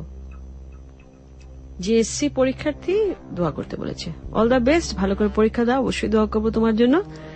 আর যারা এরকম দুষ্ট লোক আছেন তাদেরকে অবশ্যই ভালো হতে তো বলবোই, বা মনে মনে যারা এরকম দুষ্ট কোনো চিন্তা করছে তারা যেন এরকম না করে, সেটাই আমরা চাইব। ইমরাজ চিটাগং থেকে, আপু আপনি কেমন আছেন? লাভ কুয়াশা, ভালো আছি, ধন্যবাদ। তারেক লিখেছে চিটাগং থেকে, হাই আপু, এটা আমার ফার্স্ট মেসেজ। আপু আজকে আমার বার্থডে, আমাকে উইশ করো, হ্যাপি বার্থডে তারেক। আর শাতিল লিখেছে ফেয়ার স্টোরি, ওকে। জাহিদ হ্যালো জানিয়েছে, ফাইন। আনোয়ার লিখেছে কুমিল্লা গুণবতী আপু আমার কাছে খুব ভালো লাগছে, আপনার কেমন আছে? আমার তো ভালো লাগবেই, আমার অনুষ্ঠান আমার ভালো লাগবে না? জিল্লু লিখেছে চিটং থেকে, নেভার ফরগিভ এনিওয়ান, শারমিন আপু আরজের ফুল মিনিং কি? Radio jockey. ধানমন্ডি থেকে ইমন লিখেছে, খুব ভালো লাগলো স্টোরিটা শুনে, আমার এক কার কথা মনে পড়ে গেল, মাসুরার অভিনয় খুব চেনা চেনা লাগছে না, এখানে খুব পরিচিত কেউ নেই, তবে হ্যাঁ আমাদের এখানে আমাদের সহকর্মী রিমা মাসুরার চরিত্রে অভিনয় করেছে এবং দীপার চরিত্রে অভিনয় করেছে কুমকুম, আর রিপনের চরিত্রে অভিনয় করেছে জাহিদ, আবারও বলে দিচ্ছি ফজর আলীর চরিত্রে অভিনয় করেছেন কাফি, ইলিয়াসের চরিত্রে অভিনয় করেছে মিলু এবং ডাক্তারের চরিত্রে অভিনয় করেছে খালিদ। আরও লিখেছে শুভ্রা, কিন্তু কোথা থেকে পাঠিয়ে শুধু নাম লিখেছে আর কিছু লিখে। রাসেল লিখেছে শর্মিন আপু ইউ আর সো সুইট, অনেক ধন্যবাদ। মোহাম্মদ জাহিদ হাই জানিয়েছে আমাকে, হাই আপি, আমি এক গলা কাটা অতৃপ্ত আত্মা ফ্রম শ্মশান ঘাট, আমি কিভাবে মুক্তি পাবো? অসম এপিসোড। এটা তো আমি বলতে পারবো না, আর সবচেয়ে বড় কথা যাকে ভয় দেখাচ্ছে তার কোনো ভূতের ভয় নেই, যদি মাঝে মাঝে ভয় পাই কুয়াশা গেলে হঠাৎ একটা কিছুতে ভয়, বাট ভূতের ভয় আমার নেই, সুতরাং আমাকে ভয় দেখিয়ে কোনো লাভ হবে না।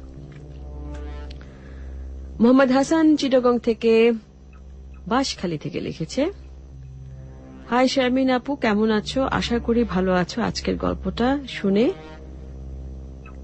মেয়েরা কি বদলে যাবে? এটা বুঝলাম না আমি ঠিক। জয় ও চট্টগ্রাম থেকে লিখেছে, হাই আমি নিউ ফ্রেন্ড, স্বাগত তোমাকে এবিসি রেডিওতে।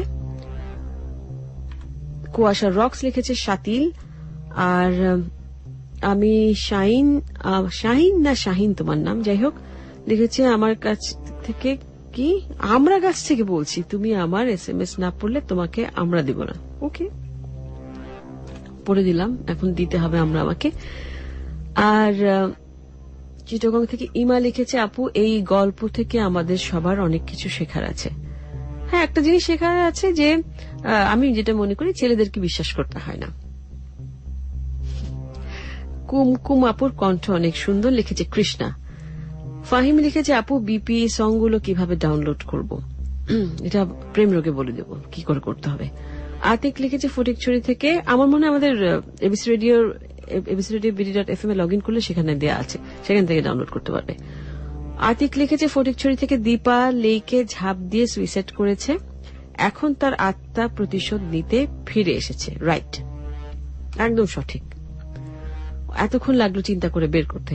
সুজন লিখেছে মিরপুর 7 থেকে, আপু আমি এসএসসি পাশ করে এখন ডিপ্লোমা করছি, আমি কি আরজে হতে পারবো? প্লিজ জানাও আপু। হ্যাঁ পারবে। উত্তরা থেকে শুভ্রা ইজ মাই সিস্টার, ভালো কথা।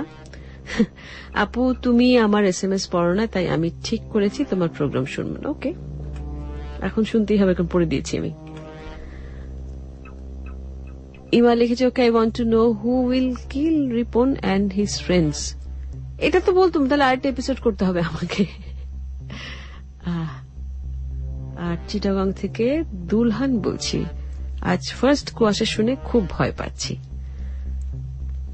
মুহিত খান এয়ারপোর্ট থেকে লিখেছে, শারমিন আপু তারপর ওর কি হয়েছে, ও প্রতিশোধ নিয়ে শেষে কি হলো?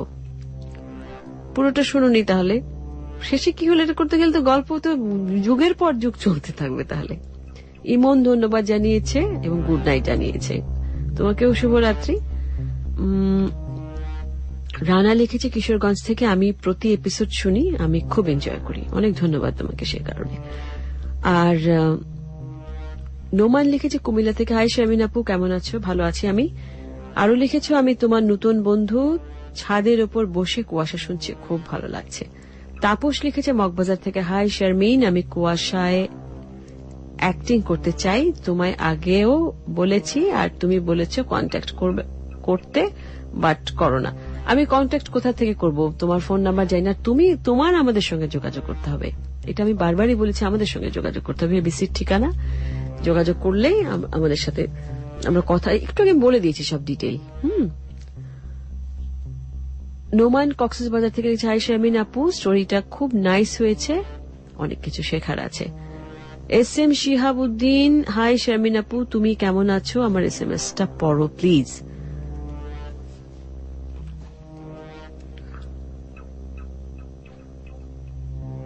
রমেশা উত্তরা থেকে, আপনি তোমার মতো আরজে হতে কি করতে হবে একটু টিপস দাও না। আমার মতন আরজে হতে কি কথা বলতে হবে প্রচুর, আর কি করতে হবে আমি জানি না। প্রচুর কথা বলতে হবে নন স্টপ। রাসেল লিখেছে, আপু আমার গার্লফ্রেন্ড আমাকে বিশ্বাস করবে তো? সে এবিসি শুনে।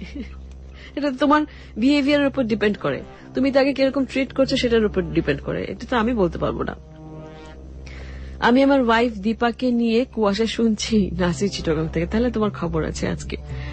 আমি কাজল, রোমিও, শারমিন আপু, তোমার কি ভয় করে না? মাঝে মাঝে ভয় করে, সবসময় না। জয় চিটাগাং থেকে লিখেছে, hi, I am your new friend. Srabon লিখেছে কুমিরা থেকে, আমি ফজরের জায়গায় হলে রিপনকে খুন করতাম।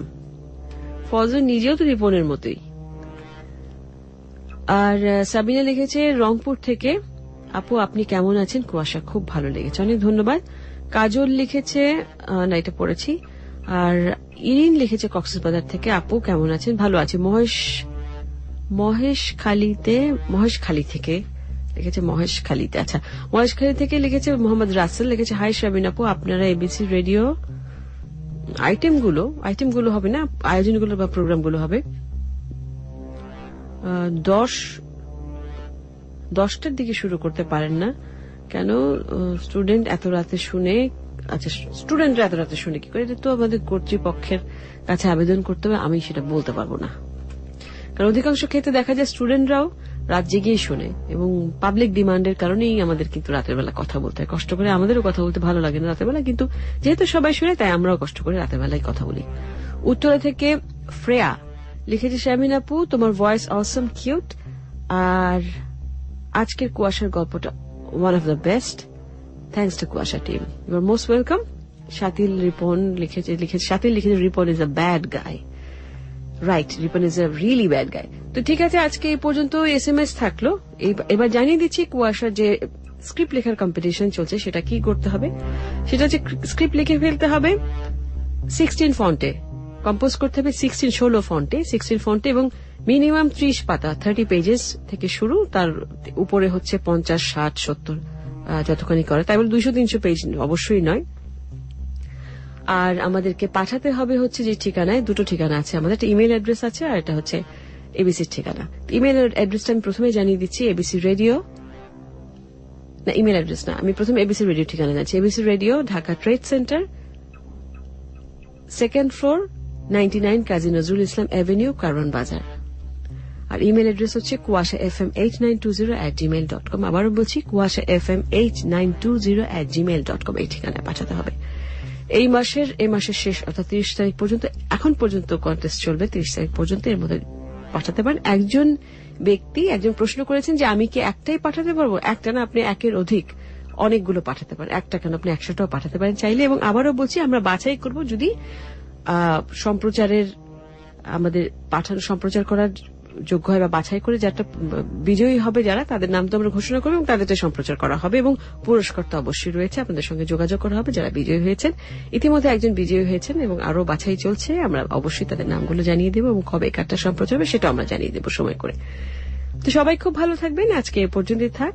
আমার সঙ্গে আবারও কথা হচ্ছে আগামী পর্বে কুয়াশার নতুন কোন রহস্যের বা ভয়ের গল্প নিয়ে। সে পর্যন্ত এবিসির সঙ্গে থাকবেন। শুভরাত্রি।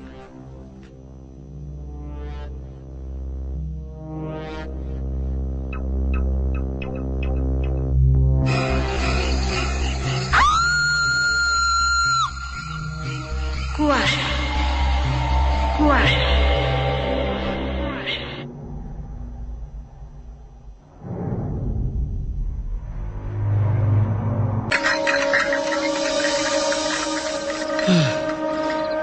কি গো ফজল চাচা, এত হাঁপাইতেছেন কেন? ওই ওই লাশটা কখন আইছে এখানে? ওইটা তো আইছে ভোর বেলায়, আপনি যাওয়ানোর পরপরই। কেন, কি হয়েছে? এ কিভাবে সম্ভব? কিছুই তো মিলাতে পারতেছি না। তাইলে আমার লোকে কথা কইল কে? এবার কুয়াশায় শুনলেন রোমাঞ্চকর এক কাহিনী। আজ রাত 11টার খবরের পর, শুধুই এবিসি রেডিওতে।